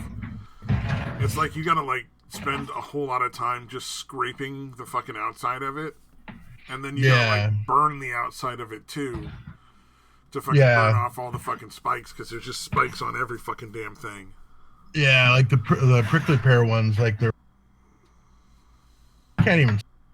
You know what I mean? Like they're so fucking tiny, but you have to like scrape that shit off of there. Oh yeah. You get a picture of the barrel cactus, so you know what I'm talking about. I threw up some random fucking beach pictures or like coastal pictures because why not? Yeah, fuck it. The double I'm just rainbow. throwing up random shit too. So join in the fun. There's a double rainbow all the way across, man. It's so beautiful. Wow, these are some fat ones, dude. Yeah, that's a really pretty not picture, but that guy ruined double rainbows forever. All right, yeah. These do not look like the ones that I'm. Oh, the one is just a boat that's fucking like stuck in the middle of the bay. Oh yeah. Half sunk. All right. Yeah. Did you see the double rainbow one I sent there? Oh yeah, I was just commenting on it. You missed that altogether. Yeah. Oh yeah. I'm sorry. That's fucking hilarious. I'm trying to find one. There we go. There's a decent one. Even the last one, you can see the fucking tip of the hood of my Saab. Beautiful. No, I don't know that Saab anymore. It's fucking wrecked out or junked out somewhere, but damn it, I can't find any. Like all the bear cactuses I'm seeing, because I did like image search, but all these actually have the spiny shit, and that's not really the way they look here. Like, these actually have fucking spikes. But yeah, either way, like the even the spikes are not ones that are gonna like stick into you and break your skin unless you like really fucking run into them. You know what I mean? Like if you fell over the top of it, you might get fucked up. But... yeah, then it'll probably stick you in a little bit. But yeah, it's very different than again, like a cholla cactus or even a saguaro. You know, like those things. Even though the saguaros are not really, like I said, the cholla cactus or what they call the jumping cactus is really the only one that's fucking like really dangerous to be around. Yeah, it sounds it's like weird because there's hundreds. There's hundreds on that fucking mountainside. Like the fucking heat-seeking missile fucking out of the movie equivalent of cactus thorns. Yeah, that shit's crazy. I wish I have a picture of my grandfather stuck in the side of his fucking head. I gotta ask my mom because I forgot how that happened. But yeah, he had it literally stuck in the side of his head. I've had him stuck in my shoes, that kind of shit. Well, Satan's not here. Should we assume he got taken by COVID?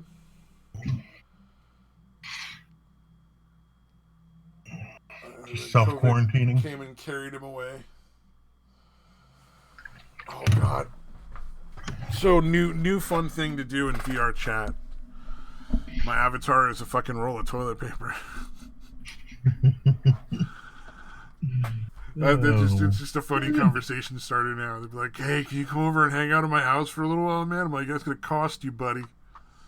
If you want in, I gotta get $100 gift card on Amazon first. No. Hold on, dude. Give me like 5 seconds. Hold on. Oh no. I don't think we have any viewers anymore either. Damn it! Or I could ask people fucking give me songs that like kind of like tongue in cheek about being sick and shit.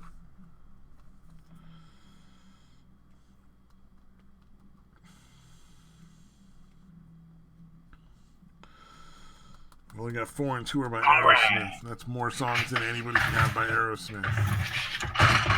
Oh shit. Alright. I don't know how many more weeks I'm going to be able to do this from the garage. Oh, because of the laundry? It starts getting... yeah, well, no, just before it starts getting too hot. Oh, yeah, that's a good point. I would imagine. So I gotta enjoy it while it lasts. Let me guess, you can't smoke in the house? Definitely not. In fact, I'm not supposed to be doing that in the garage either, but I do. Yeah. No, I knew you were smoking in the garage. Like, I've heard you light up a couple times, so for sure I knew that. Oh, yeah. I had to wait for them to come get the laundry. I didn't want to be, you know what I mean? Smoking when they come out because you're fucking obviously doing it, yeah. Let me guess, you gotta open up the big fucking door and then fucking smoke when that's open so you don't leave the fucking reek of cigarette stink in there. Yeah. I gotta get both of them. There's like they throw like a blanket across the back, the small back door or whatever Yeah. for the dogs. Well, what is it like? The vaping and the cartridges for weed like don't leave a stink. Mm, So I'm stoned most of the time now. So like I go to mm, work, I don't smell like weed. My room doesn't smell like weed, and I do the vaping in here all the time. So it's kind of nice. nice. Oh yeah. Oh, Because wasn't that I have you? remember like when I used to smoke, there's no way I would be able to smoke in my room and have it not fucking just reek of cigarette smoke. Right. Have you been to any doctor's appointments in the last week or two? Nah, dude. Yeah. So they None. for my maintenance medication, they're already doing the telemed shit for that. They're no more in you know what I mean, in person appointments, Oh which is pretty yeah. cool. Yeah, I just did it, just over the fucking computer, and I could have just done it over the phone. Right now, my current doctor, I need to switch doctors. It's basically just written me off. So like, I just get my meds no matter what. Like every time I order them now. Mm, So it's kind of nice because they right. normally would want to test me. I think they want to do like blood tests every like 6 months or something. Yeah. But like I can tell when something changes. Like I feel it. So then I usually go and see the doctor then, and then get the blood test, and then they can figure out what it is. But I fucking hate needles, so there's no way. And she just won't like tell me when I'm supposed to go get my shot. So it's easy enough for me to be like, well, then I guess I can't get them. Just keep taking the same pills.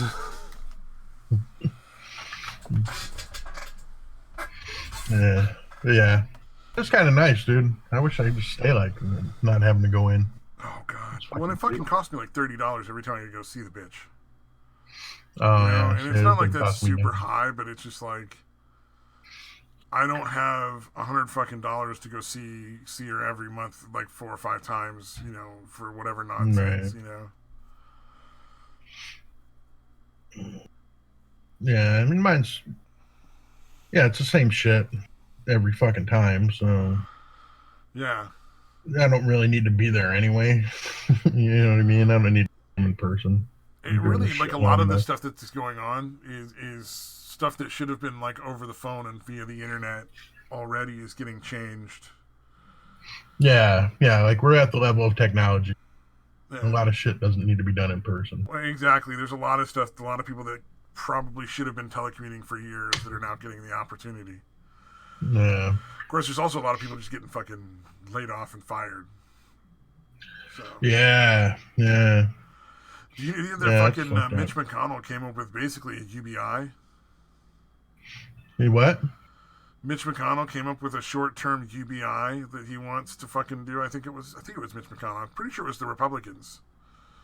Oh, They're right. calling it a stimulus care package, but it's essentially like a UBI, like for like a month or two. Yeah. Yeah, it makes a lot of sense right now. If As all long the as it's shit's not getting permanent, shut down. yes. Yeah, exactly. Yeah, because it's like, okay, these people just all of a sudden are put out of work. Then Like, you kind of have to. even though it'll water down the value of our money, it's not enough to make it not worth it for like not starving to death. Yeah. Because face it, they're not going to starve to death. They'll come and rob your house. Mm-hmm. So if they got like an extra $1,000 a month that they can count on, so that they can get like just fucking food and water and like basic necessities, everybody's going to be much safer that way. Right. If you have to look at it from a selfish way, I honestly I think it's just nice that they're not starving to death. But Yeah. well, I mean, just put yourself in their shoes. Like if you had no money and you're fucking watching like your mom and your kid starve to death, you'd go fucking find someone who has food and take it. Mm-hmm. You might go out and ask for it on the street, or you might just fucking break into somebody's house. Yeah. Yeah, But, now I'm kind of glad that my dad bought a shitload of guns in his lifetime. yeah. Well, and you know, it's not a bad idea that the Californians are all buying guns all of a sudden. It's just concerning Yeah, it's because worrisome. they don't have the same respect that they should have for them. Yeah. They don't know what the fuck they're doing. Yeah. That's scary. Well, I mean, first and foremost, you know, if you're buying a gun for home defense, you really don't want a handgun. Right. Because unlike the movies, you shoot a handgun, like even a 22 is going to go through several rooms and might end up in your neighbor's house. You know? Whereas like a 12 gauge, if you're, you know, like birdshot or buckshot, you know, there's a fair to middling chance it won't go into your neighbor's house. It's still going to go through the wall with lethal force. Like it'll go through more than one room, but you know, you might not take out your neighbors at the same time. Right. And you know, I'm not a cop. I don't fucking shoot every single day. So if I have to pick up a gun to defend myself, my aim ain't going to be 100%. That's for damn sure. Yeah. Oh man. Let's see what happens, man. These are interesting times we're living in, man. Yeah. It's ironically an old Chinese proverb. May you live in interesting times. This is more of a curse than a blessing. Right. But hey, never a dull moment, I guess. Now I just gotta figure out more of these fucking sickness songs. Sort of like that tongue-in-cheek humor.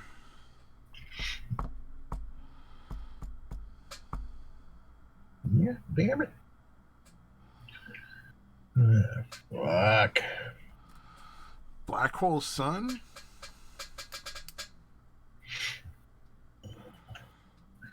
That's a wacky video for sure. I was thinking like a fever dream, you know? But that might be too fucking obscure of a connection. Ooh. Yeah, fuck it. Is there any good Johnny Cash that would work? Like, Ring of Fire. Hurt. Yeah, well, Hurt is a fucking Soundgarden song that he covered. Or not Soundgarden, fucking Nine Inch Nail. Yeah, Trent Reznor wrote it, yeah. 9 Inch Nails. He covered Rusty Cage. That was the Soundgarden song he covered. Although you gotta admit, his cover of Hurt was pretty fucking phenomenal. I didn't like it at first, dude. It grows on you, now though, I love it. Like, yeah. You listen to it once and you're like, I don't know. And then the second time, and then by the fourth or fifth time, you're like, well, I really well, I also didn't have an appreciation for Johnny Cash at that time either that I have now. You know what I mean? Yeah, I imagine you have a lot more appreciation now. I'm like, what's this fucking country motherfucker doing? You know what I mean? Like, I had no... Let's throw a Ring of Fire. I knew nothing about Johnny. I knew nothing about Johnny Cash, basically. So, now that I have that appreciation, I'm like, yeah, that's pretty fucking badass. Well, it's like, I like... That guy's been through some shit. I like Tom Petty and the Heartbreakers, but I had no idea, like, how many things they fucking did that were, like, crazy off the... Like original shit back in the day. Right. Like, they were one of the first groups to fucking sue to get out of a bad contract. Oh, no shit. Yeah. And then at one point Tom Petty fucked up his hand real bad, like, and might not ever have been able to play guitar again. They weren't sure he was ever going to play it again. Or was it sing again? There was he got fucked up somehow. Yeah. So just like all sorts of crazy shit happened to that fucking band, man. And it wasn't like there was only like one drug related issue. Like the most of it was just like crazy tragedy.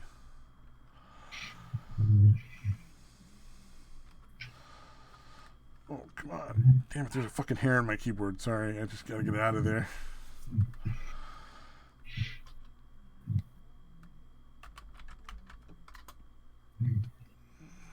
Oh, he punched a wall in 1984, busted his hand up so bad they didn't think he would be able to play guitar again.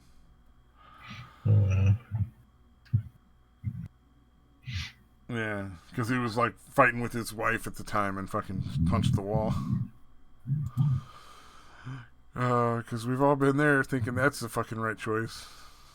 Oh yeah, crazy bitches. Well, it's better than punching them, so. Because jail was probably not very fun. Well, yeah, from illegal. Theoretically, in fucking. In Minecraft. In Minecraft, yeah.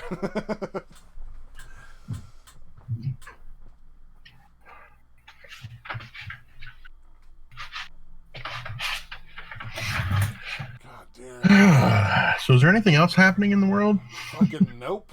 No, as far as I know, there's some crooked shit they're trying to pass about encryption, where basically like it would prevent companies from having any sort of encryption the government can't break. So you would, basically, turning any kind of encryption into garbage because, if that's your fucking gold standard, then it's pretty fucking low level. And it defeats the whole point of having encryption, Yeah. Jeez. I think they're gonna fucking try to get people to put chips in their fucking hand. Because then you can just wave your hand over a thing and you don't have to touch anything and there's no germs transmitted. So I think they're going to try to fucking put chips in us. Yeah. Jesus. Yeah, that's the kind of shit I worry about with all this. Them, taking it as an opportunity to really infringe on rights and shit. Well, here's something that's going on right now in California that's fucking weird. They're calling it like the regular driver's license and the super license. Mm-hmm. And so like a regular license, what that was enough to get you like use as like a form of identification for like passports and stuff like that. Right. But now and to get on airplanes and to whatnot. Now they're saying that like they're not going to accept that anymore. It's going to have to be the super license only. I'm like, what the fuck? My license was enough to identify me for like the last fucking 38 years. Mm-hmm. Now when you're 39, it's not enough of an ID? Fuck off. Yeah, I remember getting on a fucking plane with expired fucking license, dude. Yeah, exactly. No, it's not good enough, and I can't fucking use it for anything. I got to spend like another $50 and go collect a bunch of bullshit for this asshole at the DMV. Yeah, fuck that. Geez. Joke's on them. I don't think fucking anyone's going anywhere on a plane anytime soon anyway. So I just got my regular license for the next 5 years. Kiss my ass. Oh, fuck. And you know what? I fucking guarantee you they'll let you on the plane. Did you hear about the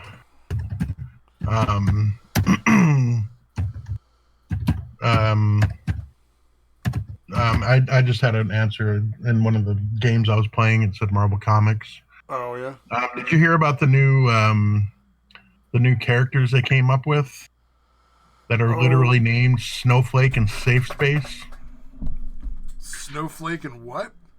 And Safe Space. And Safe Space? Are you fucking serious? Mm-hmm. Are they like legitimately SJW fucking superheroes? Because that sounds fucking terrible. Yeah, dude. Yeah. Marvel seriously named. I'm just reading this off. I don't know what one it is, but Marvel seriously named a non-binary black teen Snowflake. And their twin brother is a pink-wearing black boy named Safe Space. Wow, this is in the UK. I guess that kind of language is still okay. Just calling him a black boy. Well, it makes me wonder, like, do they not understand that makes them sound like a fucking joke? Mm-hmm. Like, that does not no, make dude, them sound cool. That's the thing. They're like, I'm like, dude, it's sad because they're literally, like, destroying the entire fucking industry, dude. This is an old, this has been going on for destroying an industry, but like I cannot picture how that makes people think that social justice warriors are not anything more than a funny joke. Yeah. Like, that's so belittling it's unbelievable that people aren't like, that the SJWs themselves are not like, hey, you asshole, what the fuck? Mm. You know, like, Yeah, in their own best interest, I would try to get that shut down because it makes them look fucking dumb. Yeah, I can't believe that it came up as an idea. I mean, because people approving this shit, and somehow this actually got through to being made, fucking put out. Well, that's like when I the find parents that say to fascinating. their kid, like, well, if the bully's gonna call you call you a name, you just own it, make it your own thing. And it's like, the Right. bully's calling me farthead. You know, like, how the fuck do you own that, you moron? Yeah. It's like they just didn't get that doesn't always work. Yeah, there's certain scenarios where that just doesn't work. Yeah. Yeah. But I'm like, dude, you guys are actively. Jesus. Yeah, it doesn't make any sense. Like it's like they're deliberately antagonizing the customer base, dude. It sounds like they're basically making fun of SJWs, but like But they're really not intending like, to, or like, right, not like inadvertent, like, yeah. it's just so confusing. Like, I don't understand. Like, none of it that just doesn't make any sense. Like, nobody who buys their comics is interested in that. I mean, maybe like 1 out of 1,000 fucking people at best who are like diehard like fans of the comic book company are gonna be like, oh, Snowflake and Safe Space, that's amazing. I can't wait. You know, like, that's not happening for like 99.9% of their fucking audience. I'll just wait for the fucking movie. I'm sure it's going to be great. Because, comic book movies are already so good all the time. Like we've experienced this weird little thing where all of a sudden they're really good, but like before this recent thing with the Avengers, they were all pretty fucking trash. Oh, so does God. Snowflake have ice powers, I assume? And then let me see. Safe Space creates shields of some kind? Oh, yeah. The Safe Space is basically, it can only create shields to protect someone else. Like, they can't even use it to protect themselves. That's fucking really dumb. Oh, God. I think that, I'm pretty sure. I'm trying to double check it here, but let's see. Yeah, because Snowflake is obviously going to be like an ice superhero of some kind, but... Oh, yeah. What was this guy's name? God damn it, I just had it. Green Time. One of them was named Green Time. A meme-obsessed super teen whose brain became connected to the internet after becoming exposed to his grandfather's experimental internet gas. Wow. Now I can see augmented reality and real-time maps, can instantly Google any fact. Oh my God, dude. Oh, wow. Okay. To me, that doesn't seem like a superpower, in as much as just like normal life. Because most people have smartphones at this point and can Google things instantly no matter what, so... Yeah, apparently you can like project it onto reality or some stupid shit. All right, so for the Safe Space and Snowflake psychic twins, it says all twins are psychic, but we're psychicer. Is that actually a line in the fucking comic? Oh, wow.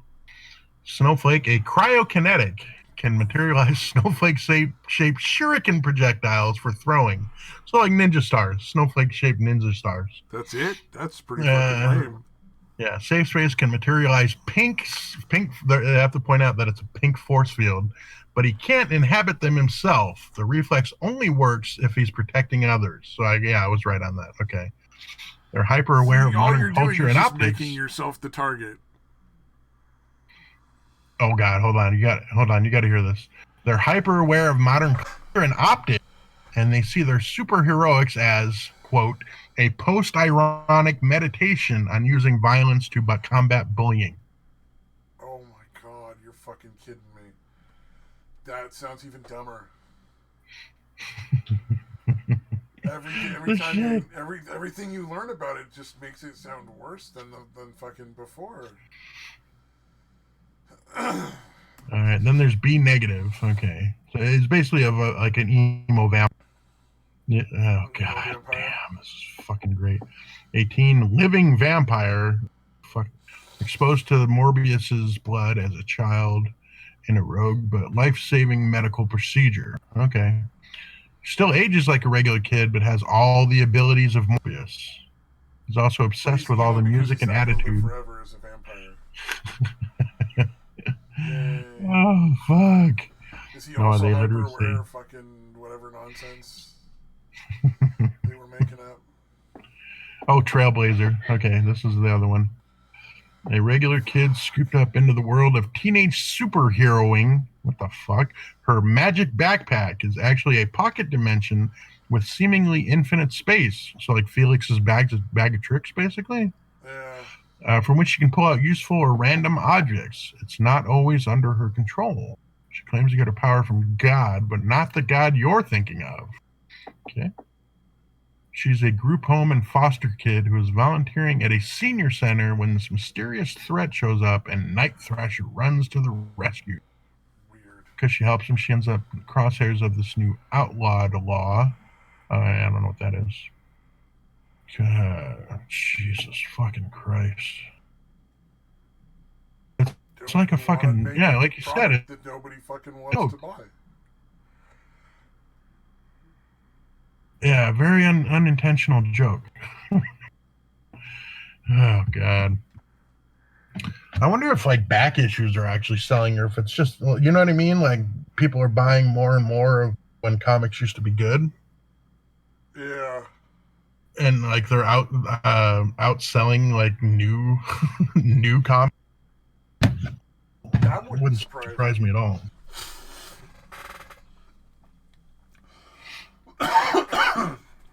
That would actually be pretty fucking reasonable, because like they do have some old stuff that's amazing. Mm-hmm. Yeah, fucking A. Maybe it's just time for that company to fucking be done. Yeah, like I wonder if because I'm trying to think of the storylines that were around when I was like the Fall of the Mutants storyline, where it was basically I don't know if you're familiar with Forge from he was tied in with the X-Men, like he dated Storm for a while. No, I don't really know who Forge is.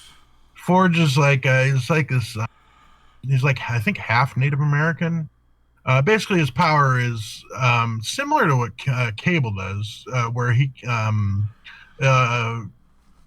whatever any kind of device that he thinks of, like his mutant power is to be able to make it. It's weird. So he's called Forged for that reason, I would imagine. Oh, okay. So if he can think of something, he can make it. Right. Yeah. It's just somehow a mutant power. But basically, like his Indian tribe, this kind of almost like a fucking primal force. They just call him the adversary. Adversary. Jesus Christ. The adversary. And basically things like essentially out to ruin all creation, essentially. It was an interesting storyline. It's basically like all the X-Men end up like sacrificing themselves. Like he's like, I need the power, like your life forces, to make this work. And so they all essentially they sacrifice themselves to close them away. But then the Roma. Are you familiar with Roma? Like gypsies? No, Roma, Roma. She's like a multi what do they call it? Multiverse chick. Like she's supposed to like oversee all these fucking different universes. She essentially like was like, yeah, okay, they sacrificed them, but I'm bringing them back. Yeah. So it was kind of silly, but it was kind of cool too. From that point on, like they couldn't be detected by any kind of electronic shit. So, like, if somebody's filming them with a camera, they're not showing up after that. It was kind of weird, but it was kind of cool too. So it was storylines like that were kind of silly, but they were kind of cool too. Inferno, where I think they might have redone that at some point, but the Inferno storyline was essentially like hell. They were trying to, essentially convert Earth to hell. So like they were taking over Manhattan. There was shit like, the fucking post office boxes were coming to life and fucking eating people, shit like that. So those are kind of storylines. As a teen, I was like, this is fucking amazing. And nowadays they have shit like this. Yeah. Just the fucking names are gonna get me. Snowflake and Safe Space. Trailblazer. Fucking Screen. What was the other one? Screen Time? Screen something. Oh, God. Yeah, it's like they want to be mocked. Yeah, legit. Safe Base and Snowflake are insulting, not inclusive. Yeah, see, like, this is making no... You know what I mean? Like, even the fucking... Again, snowflakes out there aren't happy with this. I would hope that the social justice warriors are like pissed, because it really does make them seem like a one-note joke. Like, whether that's intentional, I don't know, but it's, well, I don't know what they were aiming for. What they're succeeding at, it's making both themselves and that group of people seem like a fucking joke. Yeah. Or they did it just for attention. You know what I mean? That's a possibility too. Yeah, they're like, all right, people are going to be talking about this, which is true. I don't think a lot of people are going to buy this nonsense. Like, buy the book. Yeah, that's the thing. Yeah, I don't think anybody's going to fucking throw down a couple bucks for that. I think the best chance is how much are like comics a few people now? who are going to make memes are going to fucking buy them and then post it all on the internet. Aren't comics like $4 or $5 a piece now? I have no idea. I think they are, dude. I would never spend $5 for a fucking comic. That's way too much. Yeah. Dude, when I started, it was barely switching over from $75. Like, that's how long ago I was buying shit. Yeah, if I were going to buy comics today, if it was more than $2, I wouldn't be interested. Because you're not really getting that much. Yeah. I mean, it's just a thin little thing. It ain't like you're buying a book.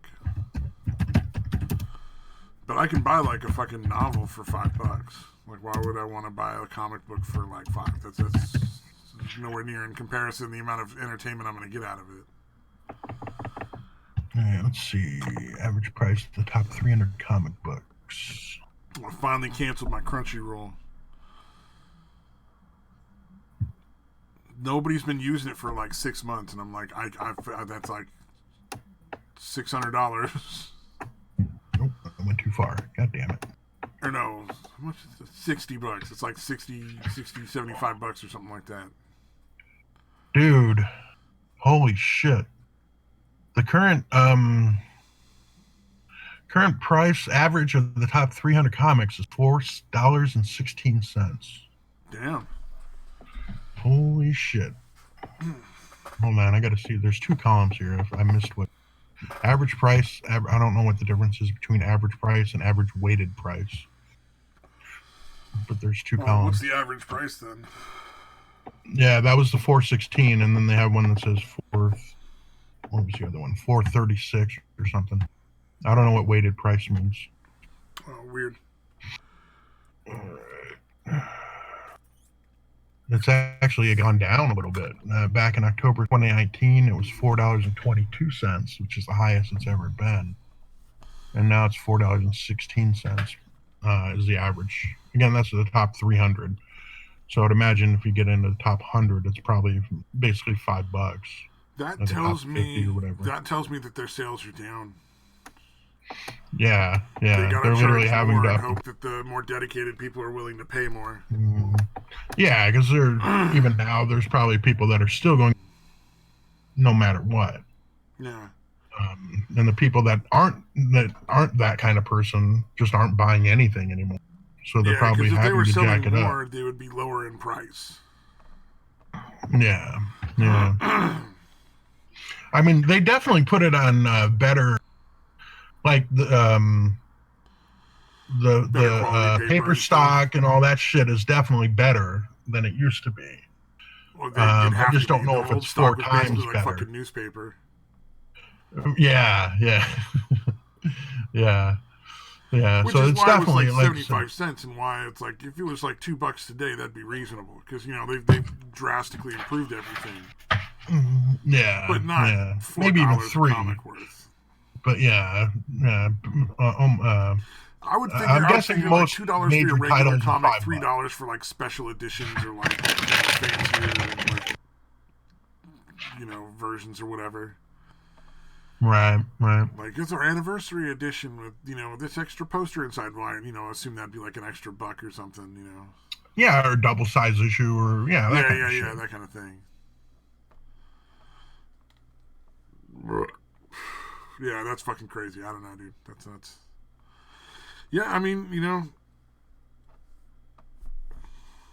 if it makes room for other people to be able to produce their own comics in a way that Marvel can't stop, like they've tried to do that to other people and who've independently tried to make comics. Right, right. Like then I'm 100% down. Like if they lose business, yeah, as long as other people are able to get into the market. Like, because it's not good if they lose, if they're going out of business, but then nobody else is even capable of getting into business because they keep fucking them over.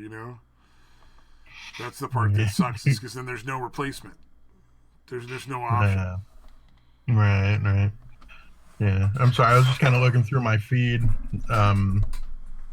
There's Marvel's New Warriors, which is again the safe space and whatever that I was talking about. Snowflake and safe space. Yeah, Snowflake and safe space. The New Warriors hits 119,000 downvotes. So like apparently there was an official video put out about it. There's 119,000 downvotes, dude. How many upvotes? Let me see. Hold on, let me see. I'll try to find it. Okay, because I would have to actually watch the video, New Warriors trailer. Here we go. Because that to me is the more interesting thing. It's not just the number of downvotes, but the ratio. 3.1k upvotes, 129k downvotes. So you're a 3,000 votes up. So about 40 to 1, roughly. God damn, dude. Did I just hear that is what you call a ratioed. You're a 4-fat faggot. So are you buying? Are you going to buy the new Satan? Am I buying the with new the what? Snowflake and safe space? Yeah, the new comic. No, but I'm genuinely excited for it. You know what? That suits me to a T. That's about where I'm sitting on that. Like I can't wait to see what happens, but I'm not gonna buy it. Like everyone's talking about those two. They're not even the worst two characters. Oh yeah, Dick was talking about some of the other ones, like fucking Trailblazer. Yeah, Trailblazer. With Felix's bag of tricks, essentially. She doesn't even have powers. She literally just stumbles upon a fucking TARDIS fucking backpack. Yeah, yeah. Fucking she's Dora the Explorer. If Dora the Explorer was fat and couldn't do shit and didn't even fucking teach you Spanish. I still think it's more like Felix's bag of tricks, except she doesn't really have control over what comes out of it. Right, literally zero control. Yeah, just whatever fucking happens to be wherever. Yeah, it would be really not helpful. If you had that backpack, just sit there and start pulling shit out of it for like hours, just to see what the fuck you get. Do they have her pulling Lion's head out like fucking? I mean, eventually she's gonna have to pull out Marvel's self-respect, right? You think it's in there somewhere? I don't know if it is anymore. Mythology, dude. Well, I mean, it's obviously not in the book, so it has to be in the fucking bag, right? Oh god. Yeah, the continuity might be in there somewhere. And dude, the fucking B negative is like that's right. That's genuinely the best character, like in that whole fucking bunch, and he's terrible. Yeah, I'm gonna get a Stabby. I'm gonna look up a picture for you and post it. The worst fucking one though is fucking Screen. What the fuck is internet? Oh yeah, the internet. Yeah, I still don't completely understand what the fuck they're doing with that, dude. It's like any teenager with a smartphone can be that guy, because that's basically what that fucking character is. Right? I mean, he can use the internet with his brain. Like, oh wow, well, I mean, it's most of our teenagers are basically there. Yeah, you got to see this fucking picture, dude. Holy fuck! Like if they would at least it's like make him like a vampire. If they would at least make him like a technopath, that would make some kind of sense. But no. Fucking be negative. What in God's name? They fucking like, why? No, and like I was saying, that's the best character in there. Oh, yeah. You just You just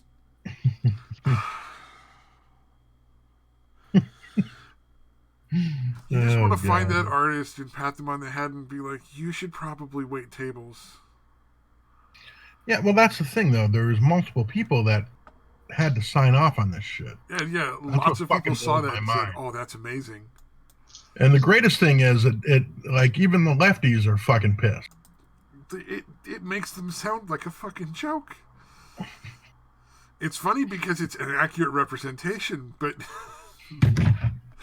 they don't get they don't understand. Well, that's why it's funny. They just know that people are laughing at them. Oh man, that is.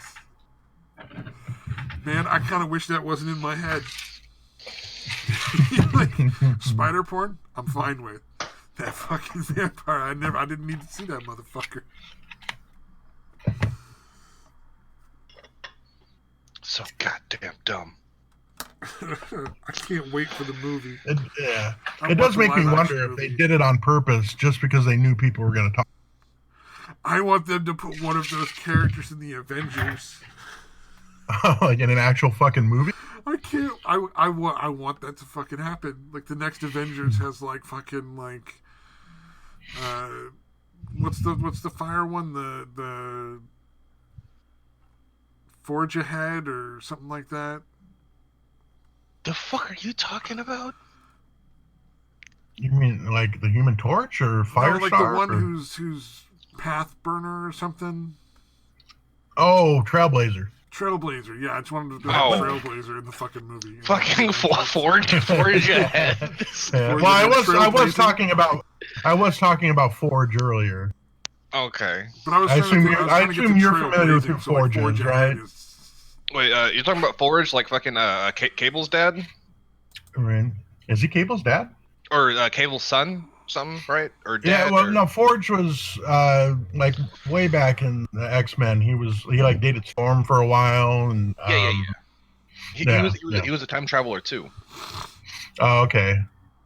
Yeah, see, I kind of got out of him. Like when he was in the like the X-Men and shit is kind of when I first started getting into it. But then I got out for a long time, so I missed like huge sections. Is he actually supposed to be related? It makes sense because they kind of have similar powers. Because Forge can essentially make anything think about. Cable can make weapons and shit that can't be broken down, or whatever. Can kind of design whatever weapon he can think about. Yeah, no, I'm like 90% sure they were related. I don't remember who. Yeah, it makes sense. Who is whose daddy, but one of them was somebody's fucking daddy. Yeah, because I thought Cable was fucking Cyclops and Jean Grey's kid. Further down the line, not kid. Like that was like grandchild, great grandchild, something like that. Remember? Like that was way into the future. Yeah. But yeah, no, like Cable was direct descendant of Jean Grey and Cyclops. Yeah, like Nathan Gray's kid or grandkid or something. Is that Nathan? I think. one of Probably them. not. At this It's point, fucking hard to keep the timeline straight, dude. They've had so many kids and like fucking would be kids and kids that didn't exist because they had in another fucking reality or some shit. So yeah, like Phoenix, like Rachel Summers. Well, that and the time that fucking Wolverine and Jean Grey had a kid and they also named it Nathan, which was just fucking weird. Oh man, these characters are all fucking terrible. Yeah, I actually liked Phoenix, the Rachel Summers. That was an interesting because she was actually like one of the hounds for the Sentinels or whatever, like in the dystopian future. In Days of Future Past 2, the fucking dystopian boogaloo.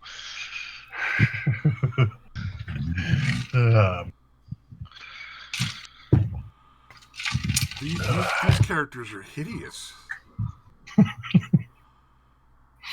Yeah, it's like they want to go broke.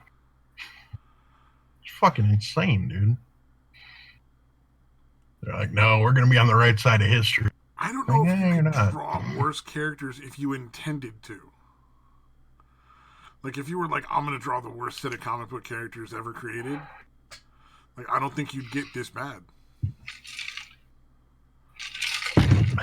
Maybe they just really want the emo vampire over really well. So they're like, let's make some really, really horrible characters, and it'll make this one look good by comparison.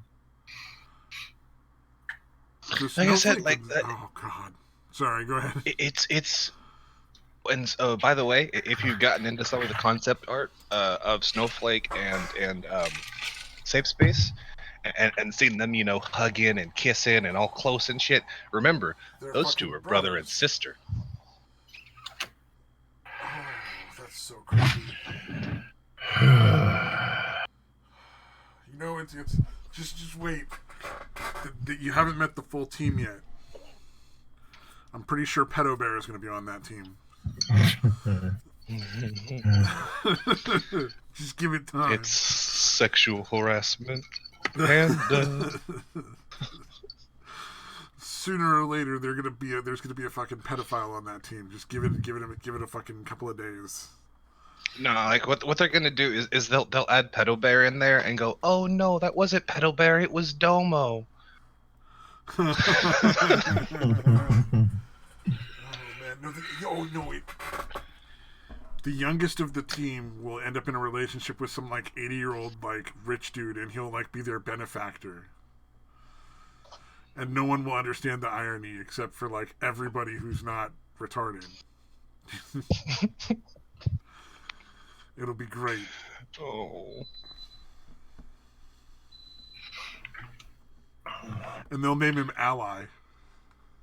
Oh no! Even though he doesn't have any superpowers, so they can get like an official title, and he's an official member of the team that just doesn't participate in any of this stuff. Boy, did he make all his millions and millions of dollars from being a video games journalist? Yeah. Oh man, I can't wait.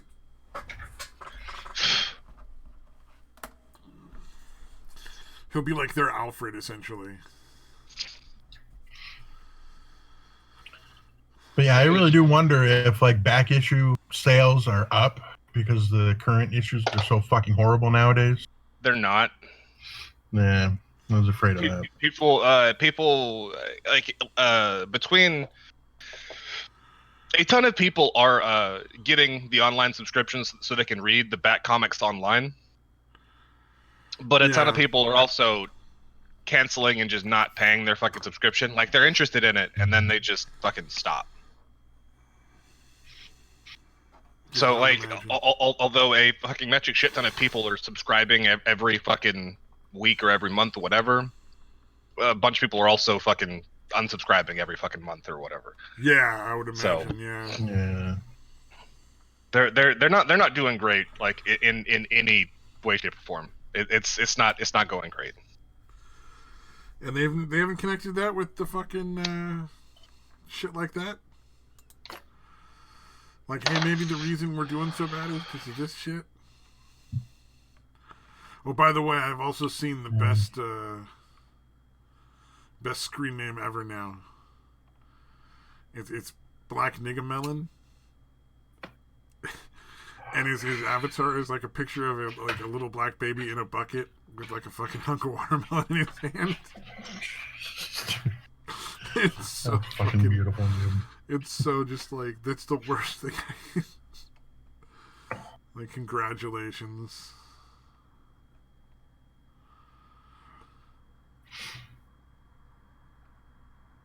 Let's just let that hang there for a bit.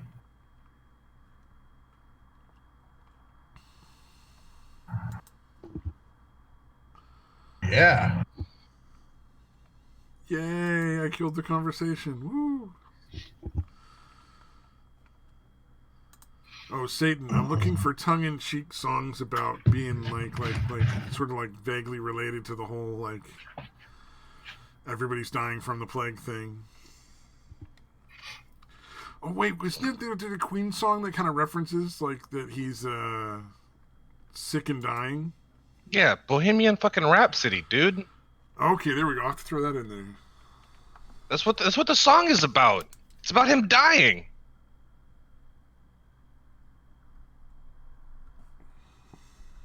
Yeah, surprised you didn't know that. I mean, there's debate about it because he never actually strictly said what it was about, but everyone fucking knows it was about him fucking dying, because he wrote it right after the time we knew he was diagnosed. Oh, like, yeah. Because we know when he found out. We, like, the public didn't find out till way later, but we can look back and know when he found out because like his friends and family fucking told us and shit. And then that song came out shortly after he was diagnosed with, at the time, a fucking death sentence.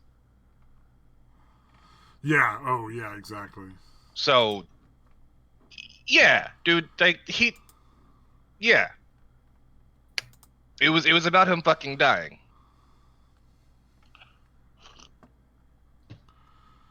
Okay, so that'll work. I'm gonna test out that Twitch thing probably Saturday, and I wanted to pick songs that were vaguely sort of like, you know, sort of vaguely like COVID-19 related kind of thing. Like Janie Has a Gun because fucking all the liberals were buying out guns. Christ. Literally, there's this huge shortage on ammo because all the liberals are buying like guns and just like all sorts of handguns and shit. Yeah, but you know what has been Googled more in the past few weeks than since the fucking the LA riots? What's that? Rooftop Koreans. Rooftop Koreans? Oh, fuck. Now they don't look so crazy. Like, people have been Googling rooftop Koreans all fucking month, dude. It's fucking great. Oh, that's so funny. It's like, how do I become a rooftop Korean? That, you know what? A bunch of Californians buying guns for the first time who have no real respect for it. I can absolutely see that. That makes sense.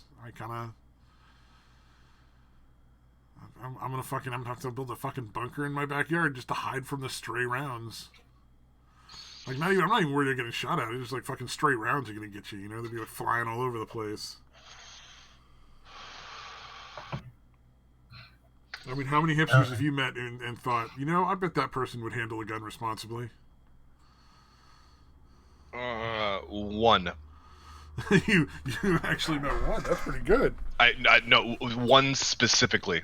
His name was Earl. Do you have a TV show? No, I just like saying his name like that just because it fucking makes me laugh. But no, like fucking hipsterest hipster douchebag that's ever fucking hipstered. Like the hipsterest of the hipsters. Hipster of the hipsters, okay. And like after about like 6 minutes of or like 6 hours of us sitting there hanging out, talking, drinking like a motherfucker, this dude is drunk off his ass and just pulls out his fucking gun and starts stripping it and cleaning it. It's like, dude, what the fuck, dude? No! What are you doing? Why? In the middle of a bar? Why are you doing this right now? In the middle of a fucking bar? House party. Oh, in a house party. That's not as bad. But a bar, I thought it was a fucking bar for some reason. no, like we had just got done working on a really long fucking project, like me, him, and like fucking 30 other people. So like everyone who wanted to, we all got together and had this kind of fucking house party that kind of just dragged on till fucking late as shit. Oh yeah, those are the best. Yeah, where everybody fucking knows each other, and you all just did something together, and you're letting off steam. Those are always the craziest fucking parties, because that shit's always gonna go wrong. Yeah, so like, we're all fucking toasted up, had just done a little bit of cocaine, and this guy starts pulling out his fucking gun and cleaning it. Like, nah, nigga, put that shit away. What is wrong with you? Like, was it his house? No. God damn, dude. And in a couple minutes, when he decides to randomly shoot somebody at the party, you don't want it to not, you don't want it, you want the bullet to fire. I mean, like, I want the bullet to be clean. Like, I don't want to get grime in your lung. God, it's not good for the planet, man. You're drowning your blood, not bacteria, man.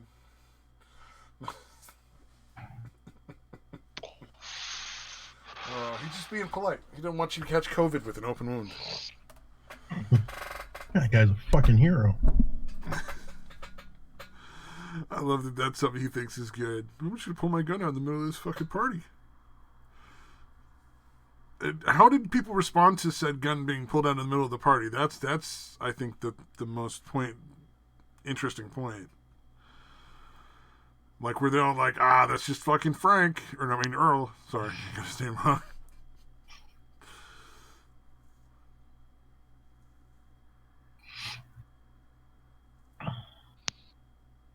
Oh no.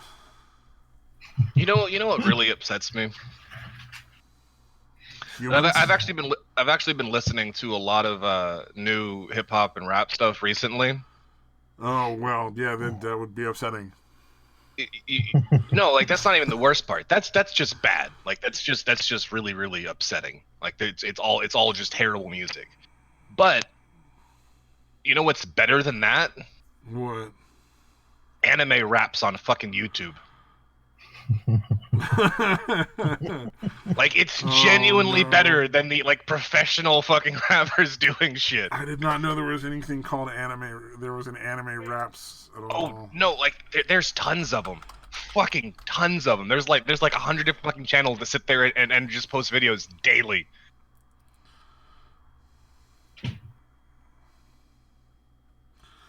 Yeah, there's all these different playlists for anime raps. Holy shit! Like the first one is like 75 of them or something. Here, I'll show you a good one to start off with. Because have you seen any My Hero Academia? Like anything at all? Yes. Okay. Is it your Raraka Ochako My Hero Academia rap? No, it's the Class 1A Cipher. Like they literally got like 30 fucking people together to make this fucking that's make like this fucking... the fourth one down, Class 1A rap cipher. Yeah. Like it's actually fucking good. Like genuinely, like not just like, oh, it's good for YouTube. No, like it's actually fucking good. Like there's a couple of weak spots in it, but not like it's fucking good. Like it's better than most shit's coming out like fucking professionals. Not surprising. Well, I mean... And then fucking Nux Taku is in there too, playing fucking Mineta.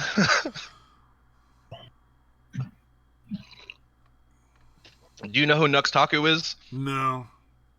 Nux Taku is a king of the weeb trolls. King of the weeb trolls? Mm-hmm. I've never heard of weeb trolls. Now I'm like I watched some anime, but I'm not that like fucking big into it. No, I'm not all that into. I mean, I like it. It's fun to fucking watch. I like the stories and shit, and you can do a whole lot more with or different things with animation that you can't do with live action. That's why every time they turn those live action, like those try and do the live action anime things, they're always fucking awful. Yeah, because it's never gonna work. Right, like it doesn't translate well to live action. Like you can tell different stories in anime that you can't tell in live action, and some of those are fucking great. But yeah, no, I'm not super fucking into it. And there's a lot of weird shit in Japan. And like a whole lot of fucking lolly, incesty, weird, fucking creepy rape shit that just Did like. you know there's a specific term for the skin between the top of like the leg, the knee-high stockings and the skirt? That's called like the ultimate territory. That's their Japanese term for that particular piece of skin. Because they're not fucking crazy perverted. Probably sounds better in the native language. Probably not, but yeah. Sound worse. Goddamn, Japan is they're so entertaining. Like, you ever see those collections of like Japanese TikToks? like there's the always they fucking in every collection of TikToks they always just have like ones where it's, oh look, it's a hot girl. It's like, look, I can watch porn anytime I want. This isn't fucking that entertaining. But some of the fucking pranks these people come up with, it's just like, god damn, dude, what is wrong with you people? Like, how many things do you try to shove up somebody's ass before you're like, that's not a high school ha-ha anymore?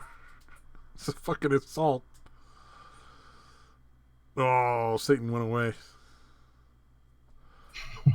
Goodbye, Satan. I didn't even get a chance to tell him I love him, dude. I don't know, yeah. It's weird. COVID got him. COVID-19 killed him, boys. Everybody get your disinfecting wipes, wipe off your headphones, make sure you don't catch it.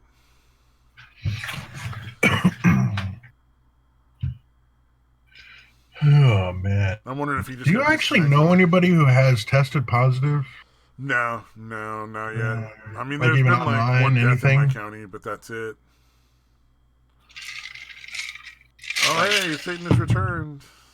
Long-term, lasting, fucking tragic things happening to a people turn them into one of three things. Either Jews, the Japanese, or Israelis. Oh, yeah. Because Jews, they're fucking funny. And they're good at shit to make sure that shit doesn't happen to them again. The Japanese, they're just fucking weird now. Like, we bomb them into fucking weebs. Like, they...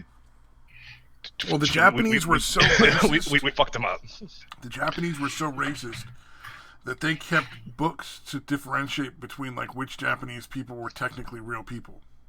And that's how the Yakuza started. People. It's a really fucking fascinating story if you ever look that shit up. But that is how the Yakuza began. So you take that amount of racism and superiority, and then you kick it in the fucking teeth and beat the shit out of it in war, and it goes like, oh damn, those like white people that we used to make fun of kicked our ass. What do we do now? Like, how are we still superior? We used to hate Vietnam, and Vietnam kicked their ass. We fucking suck. Yeah, exactly. So it's no wonder they went fucking not bonkers, because they're just like, well, I guess we're not superior anymore. What do we? I'm gonna put my fingers up your ass now. and the third group is Israelis, right? Because like not like fucking like Western or fucking European Jews, like specifically Israelis, because they're like the they special aren't funny. forces. They're not really weird.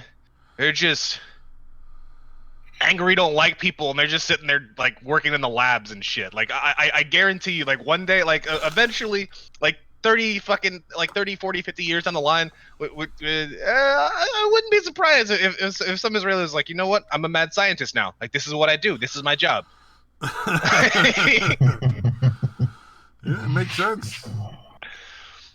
Because like no, like for real, like a metric shit ton of advancements in technology and medicine are coming out of Israel. Hey, maybe they'll come up with the COVID cure. Then pay us back, for all the fucking money we've given them and weapons and shit.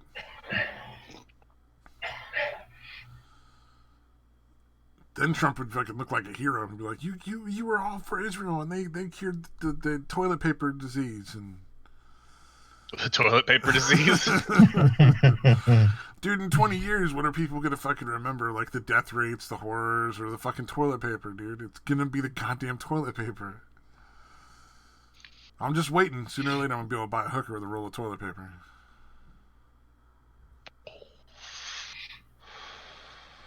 That's when you know society is starting to turn in the right direction.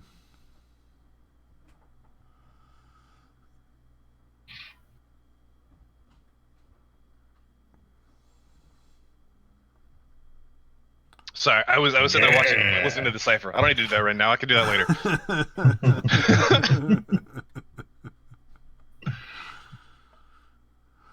Like, Stabby killed the conversation again. Yeah. And it's what you do, man. Oh, you know what? Don't forget, Daytwan, that last picture. Those are called trees. The last picture I posted. Oh yeah, I've heard rumors, but in case you were, just in case you wondered. Oh yeah, Daytwa doesn't see those because he lives in, fucking middle of goddamn nowhere. He lives in the desert country. Fucking Daytwa's a sand nigger. Taking camel to work.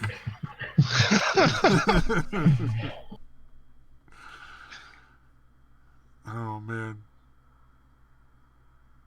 I fucking worked with some chick that moved here from Canada who genuinely thought that everybody in California would be like 6'10" with blonde hair and a surfboard. Like, she came down here thinking it was like all a bunch of fucking surfers, like what's that shitty show with the lifeguards? What fucking idealized bullshit version of the 50s did she fucking look at? Like it's never been like I don't know what she was thinking though, but she came to California. They're all like 6'10" and they look like Tony Hawk, right? So, yeah, it was gonna be all fucking like surfers and just like beauty queens and fucking handsome Hollywood folk. It's like, nope. That's oof. That's an oxymoron there. It was pretty fucking funny. It was the people behind the cameras are not typically pretty. Look at Ron I would Howard. Imagine the vast majority of people who work in Hollywood are just ugly as fuck because most people are ugly. That's why I work behind the cameras on doing my shit, and I don't even live in Hollywood. Like I'm Texas ugly, so that's even worse. I don't know, dude. If you do it right, sometimes that ugly can fucking translate into what do you call it? You have a restraining order in Hollywood. Like you have character, because there's like those people that are they're not pretty people, but they're like some of the funner actors to watch and shit. What, like John C. Reilly, that awkward-looking motherfucker? Yeah, or like in the what was the movie where the big Mexican guy is going after he plays guitar and he wants to kill all the gangster people. Mariachi? Yeah. Wait, what movie? Oh, Steve Buscemi. That's the guy I'm trying to think of. Steve Buscemi. Wait. What Mexican gangster guitar? What the fuck are you talking about? What movie? Okay, so Daytwa called it Mariachi, the Mariachi movie series with Antonio Banderas, but I called it the movie where the big Mexican is fighting all the bad Mexican gangsters. Yeah, I was thinking the original one. I don't think Banderas was in the. What the fuck is that movie? It's just called The Mexican, isn't it? No, fuck, god damn it. Mariachi? Well, I think that was the original one, but I don't think Banderas was in that one. Oh. What the fuck, dude? No, it's not the Mexican. That's the one with like Locos Guitaros? Brad Pitt. Tacos. Yeah, because I think, who's in it? Salma Hayek's in it. Banderas. Danny Trejo, I think, is one of the assassins, the knife guy. God damn it. Oh man, I missed all of Mad now. Metal Man's and stuff from the chat. Some great lines too. Dude, I was looking at the chat for fucking ever. Was in it. All right, I'm gonna find that fucking movie. But like Steve Buscemi's like a big actor. You could be like a Steve Buscemi, man.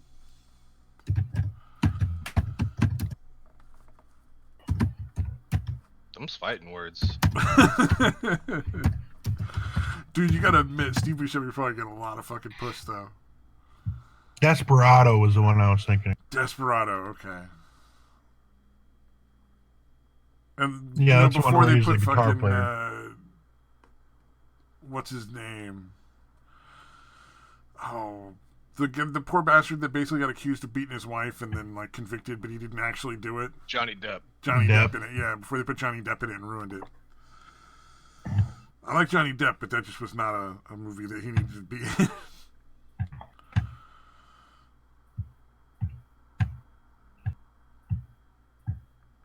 Yeah, if it wasn't for Fear and Loathing, though, I think I would just despise him. Johnny Depp? I think Yeah. he's done some fun roles here and there. Crybaby.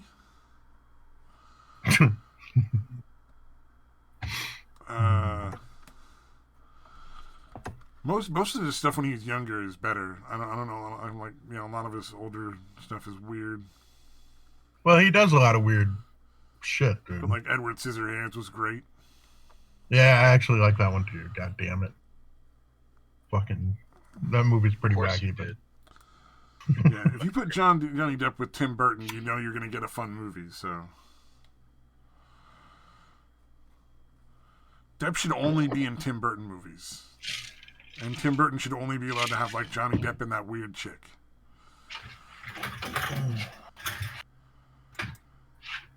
The one that played Beatrix Lestrange in the fucking Harry Potter movies.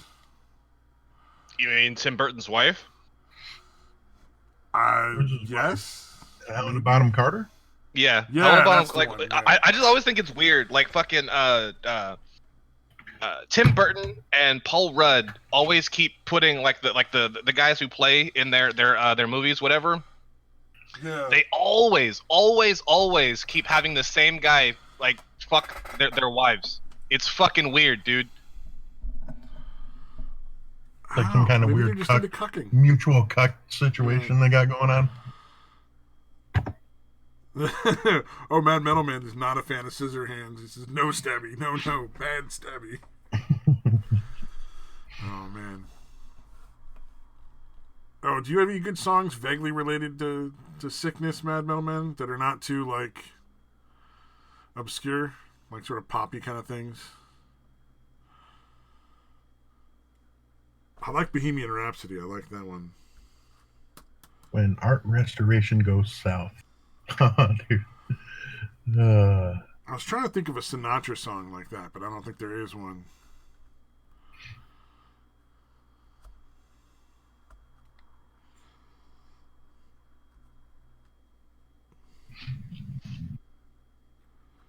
Ellen DeGeneres voted the meanest by former fans and employees. Ooh. That sounds about right. Have you seen I've heard that about her. She does to people? The what? The prank stuff she pulls on people. Like, some of that stuff's pretty fucked up, man. I mean, it's all terribly entertaining because she's like Taylor Swift is like her favorite victim, I guess. But Ellen does like a lot of weird pranks on a lot of people, and it's all like trying to scare the hell out of them. Like on the show too. Wow. Like they'll be sitting down to do the interview and like somebody will just pop out of the fucking footstool.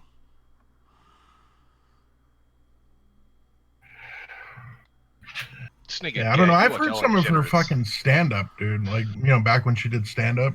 Yeah. I'm like, God, this is some corny fucking nonsense, dude. Well, that's why she's a daytime talk show host now. Doesn't make sense. It's kind of where that comic always ends up going. I mean, like I can see why she was popular. I mean, she's definitely like the lowest common denominator. I'm trying to offend as least people as possible. Yeah, kind of fucking comedy. Which I mean, I get why a lot of people would be into that. Like, yeah, it's vanilla, and I mean that's cool. Like she has a couple things every now and then that I think are great, but for the most part, she's not always been my cup of tea. Yeah. Yeah, she's not like what's that guy's name now? I can't think of anybody's fucking name. Oh, there's like two really good. Oh, Brian Regan.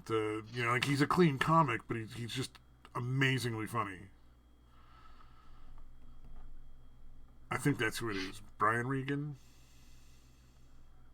Yeah. Yeah. I actually like Brian Regan. Yeah, that's what I'm for saying. fucking Like, he's clean comic, dude, but he's actually he's good, dude. really fucking funny. Like, it's not Yeah. vanilla. It's not that sort of like idiot hum that just catches that lowest common denominator.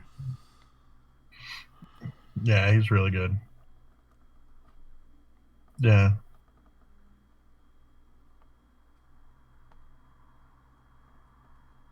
Yeah. How did that end a fucking conversation? I have no idea. Oh, fuck.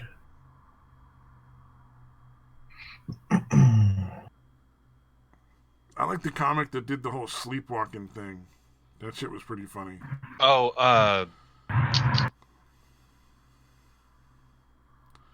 fuck. I fell out of a fucking hotel window at one point. Yeah, Jesus Christ, I know his name. Yeah, I'm not familiar, dude. Mike Birbiglia. Fucking Yeah, Christ. that guy, Sleepwalk with. Oh, yeah. No, like He's sort of that on the dude, clean side. I think is the best storyteller comedy has seen since fucking Artie Lang. Yeah, that's a fair point. Yeah, I would agree.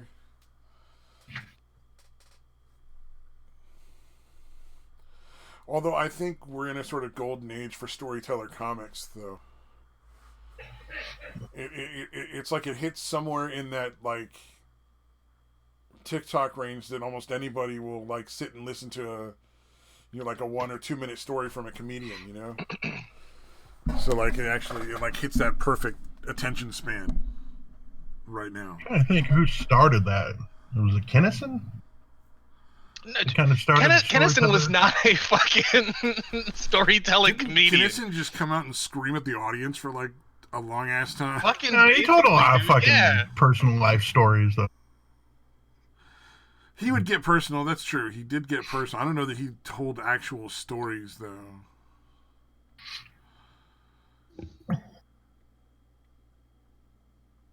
Like the same way that like fucking some of that shit coming out of the 80s and 90s in fucking hip hop and stuff, like they were actually fucking telling stories and shit in their music, which wasn't all that fucking common at the time because people are fucking boring as shit and don't know how to actually write. But have you ever seen The Rain? I want to know. Get the fuck out of here. Oh man, I like Creedence Clearwater, but their songs are not the most complicated.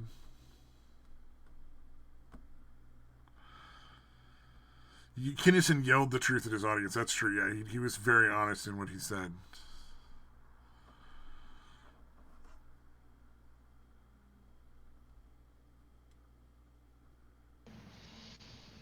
I'm trying to think of that Pink Floyd song. I can't think of the fucking name of it. The Wall? No. Fishbowl? Like we're two lost souls swimming in a fishbowl. Yeah, Wish You Were Here. Wish You Were Here. Yeah, that one. Song? I know what you're talking about. It's Wish You Were Here. Wish You Were Here. I believe. Well, that's about their one of their members that went crazy, right? Like had a psychotic break. Yeah. So Wish You Were Here.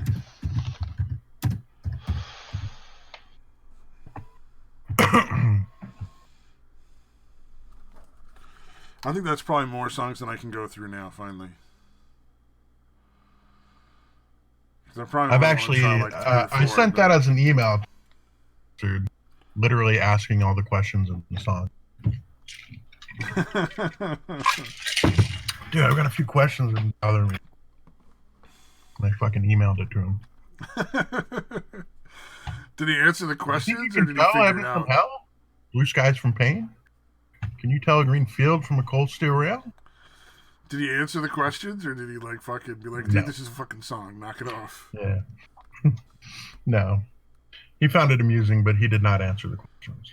Oh, man. I still want to know how the people at that party reacted to the gun.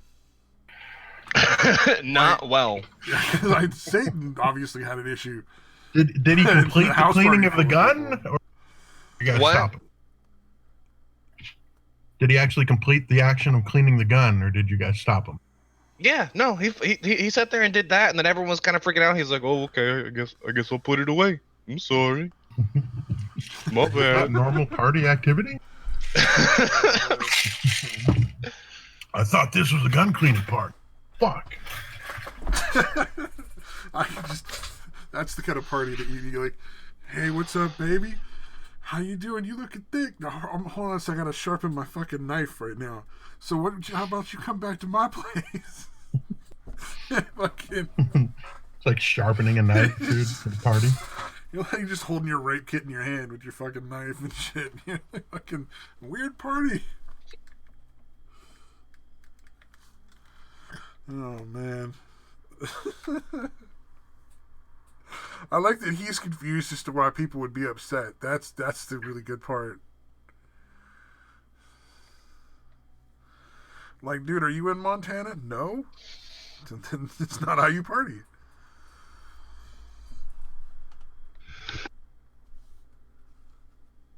So it's not a reasonable place to clean my gun? Outside of Montana, where all the militias are.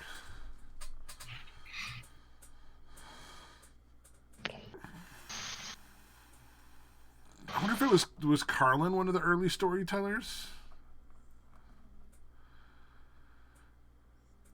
I mean, like hell, even some like Bruce's stuff was storytelling. Yeah. Like, and then like he kind of shifted and Richard did some other Pryor stuff did later. some storytelling. Yeah, no, Richard Pryor's definitely up there. Carlin, yeah, but Carlin was a little bit later than what I'm thinking. Like I'm talking about like the old school like fucking. I mean, I guess he was there too, but yeah, all right, whatever. You know what, Cosby told a lot Yeah, of stories. we're not allowed to appreciate Cosby anymore. True, that's right, because he raped all those women. I mean, he's retroactively not funny. But his success rate is pretty fucking high. I mean, he seemed to get away with a lot of that shit. So he's obviously very good at what he does. But no, I mean his comedy was good. You know, Fat Albert and all that shit.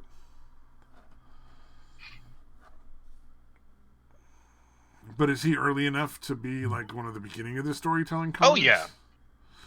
Okay. Hey, he was super fucking old school. Let's see, Chevy Chase really wasn't a storyteller though, was he? Because I know like all those guys like Steve Martin and Chevy Chase, they all did stand up, right? For a while. I mean, hell, like fucking Steve Martin was more of a storyteller than Chevy Chase. Yeah, but like Chevy Chase was mostly just kind of like one note jokes. Yeah. Did Chevy Chase didn't really do stand up, did he? He was more of a he did do like fucking comedic stadiums, actor. though. I thought. Did he? Or maybe I'm thinking Steve Martin. I could be getting that mixed Yeah, up. Steve Martin for sure. Chevy Chase, like he came out of like the Groundlings and shit.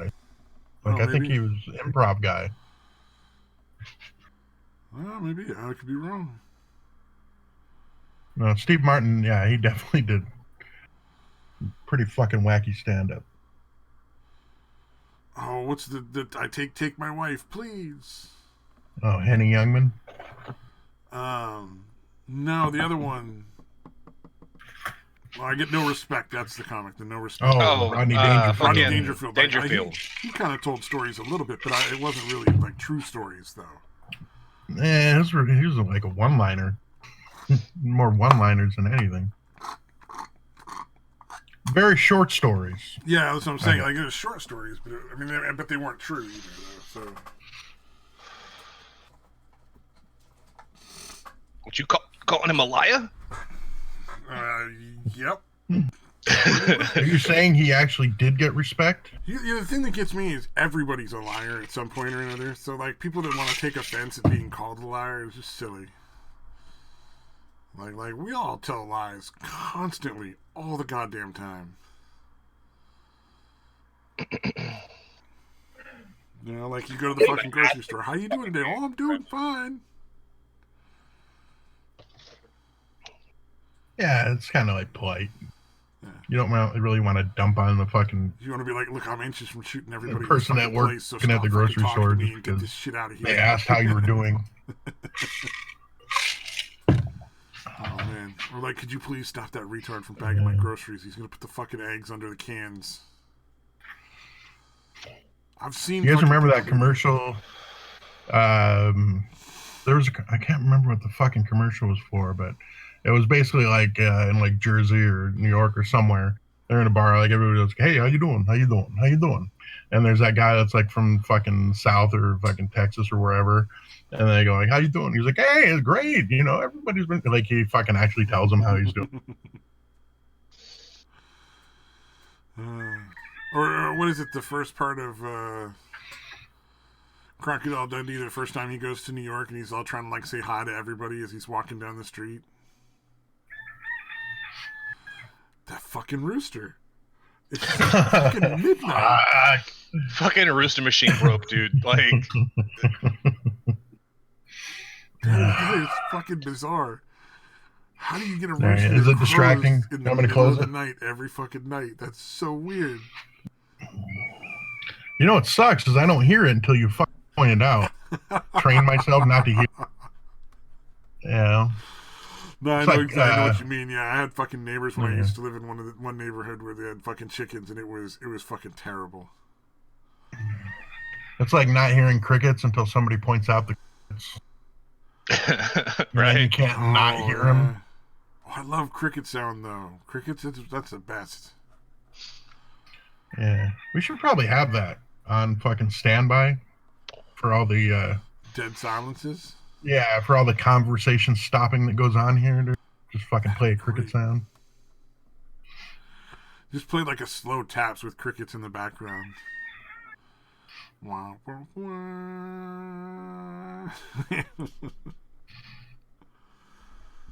No, I like my idea better. I think somebody just did fucking get a soundboard. There was a soundboard on Google Chats for a while where you could do crickets. One of the things was crickets.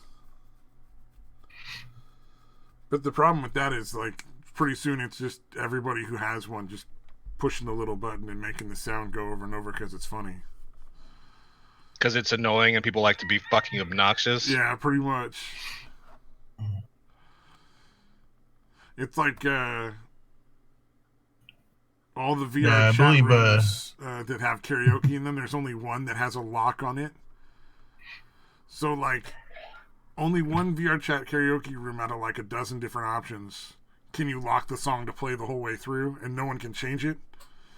And in any other room, there's nobody there because anytime somebody walks in, they can just change the song at any given point. So what happens is it just every 10 seconds there's a different song playing. So nobody ever gets to sing any song in karaoke if you don't have a lock on it. Sounds about right. Just because that's what people fucking do. People are fucking horrible, man. Yeah. So it doesn't matter what songs you pick or how cool your room looks. It's can you lock the song in play for like at least 3 minutes so that you can get through the song. People are getting pissed off. But there's always those people that want to sing that fucking Post Malone shit. Why? I don't fucking know. They don't understand what music is. I mean, that's a given. Really not music. Because they know who Post Malone is, so they're a mistake. Yeah. No, I didn't know who Post Malone was at first. But he kept coming up in the karaoke rooms, and it's just like, oh, these are really, really fucking awful songs. And then I saw some pictures of Post Malone, and I'm like, oh, God. He's got a lot of face tats, right? Yeah, he does not look like somebody who... Oh, he's not a good-looking dude. But everybody seems to love the guy. I don't know why. I think it's because most people are retarded nowadays. Especially the youth. He looks like the kind of guy that you just want to fucking flush down a toilet.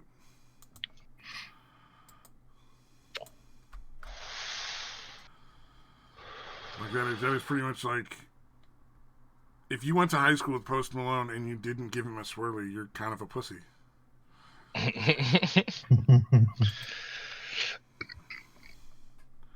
Dude, I fucking laughed my ass off. There was a fucking Justin Bieber fucking whatever fucking thing. He was talking about how he got bullied in high school, and I was like, yeah, like of course. What do you mean? Of course you got bullied. Why wouldn't you? Yeah. Oh man. It's like the client we have in the house who still sleeps with a giant teddy bear that's as big as they are. Yeah. It's like, do you wonder why people don't want to hang out? That's because it's really fucking weird to be sleeping with a giant teddy bear in your 20s. That's not at all normal. And it makes people uncomfortable.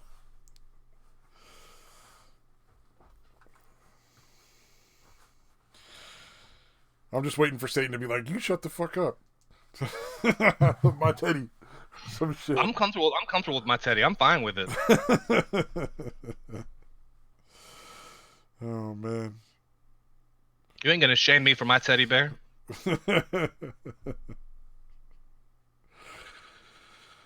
And then for some reason, because it's you, I'm not really sure if you mean that or not. Like, it's funny either way, but it could be 50-50, I'd give it.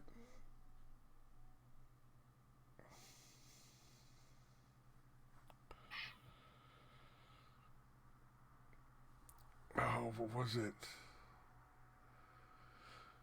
There's a clip on the internet somewhere that gets played in random like collections of videos where a guy runs a blacklight over the carpet in his ex-roommate's room, and he's like, look what my ex-roommate left. And he goes over or it's a Reddit thing or something maybe. But he shines a flash, like a blacklight on the carpet, and it's just nothing but jizz stains over the entire carpet of the entire room. Is it not supposed to be? You just stand there and come into the carpet over and over. That's so fucking gross, man. Oh. Yeah.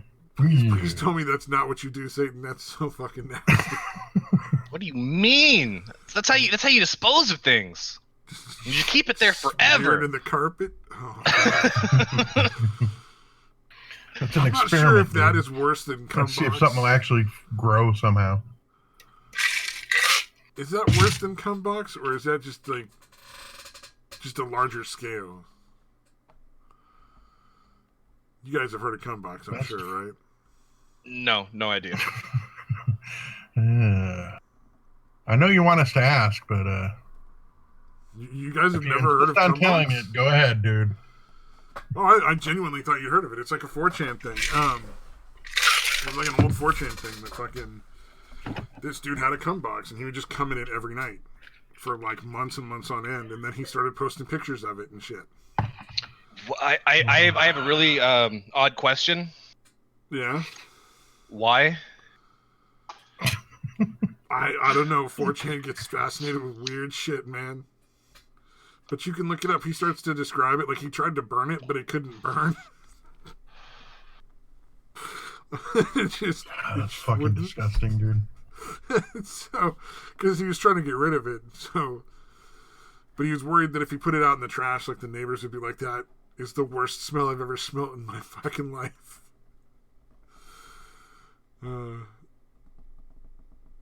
It was all in all, it's a fairly entertaining story and some really nasty fucking pictures. Yeah, I usually just like jizz into like tissue or toilet paper and then fucking flush humans.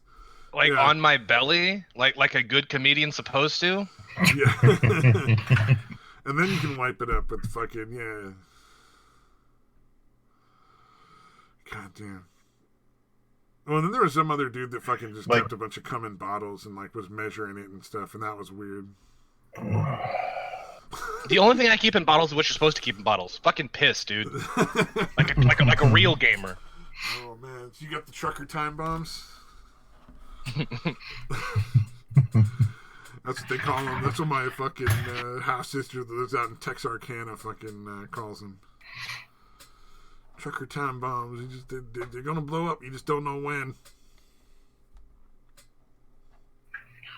Dude, when I lived up in Flagstaff, my boss's husband worked in like the corporate office, and basically they'd have a lot of fucking bums and shit through there. A lot of native bums up there, and they would basically take a fucking vodka bottle and just fill it up with water.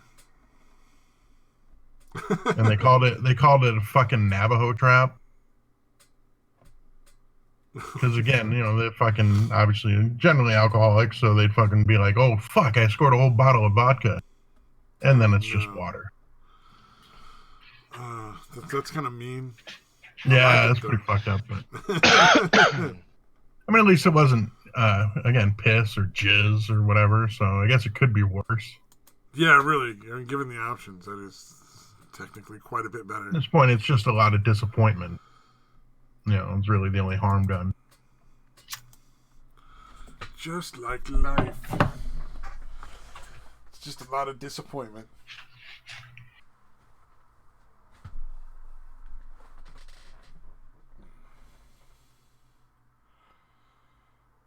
Yep.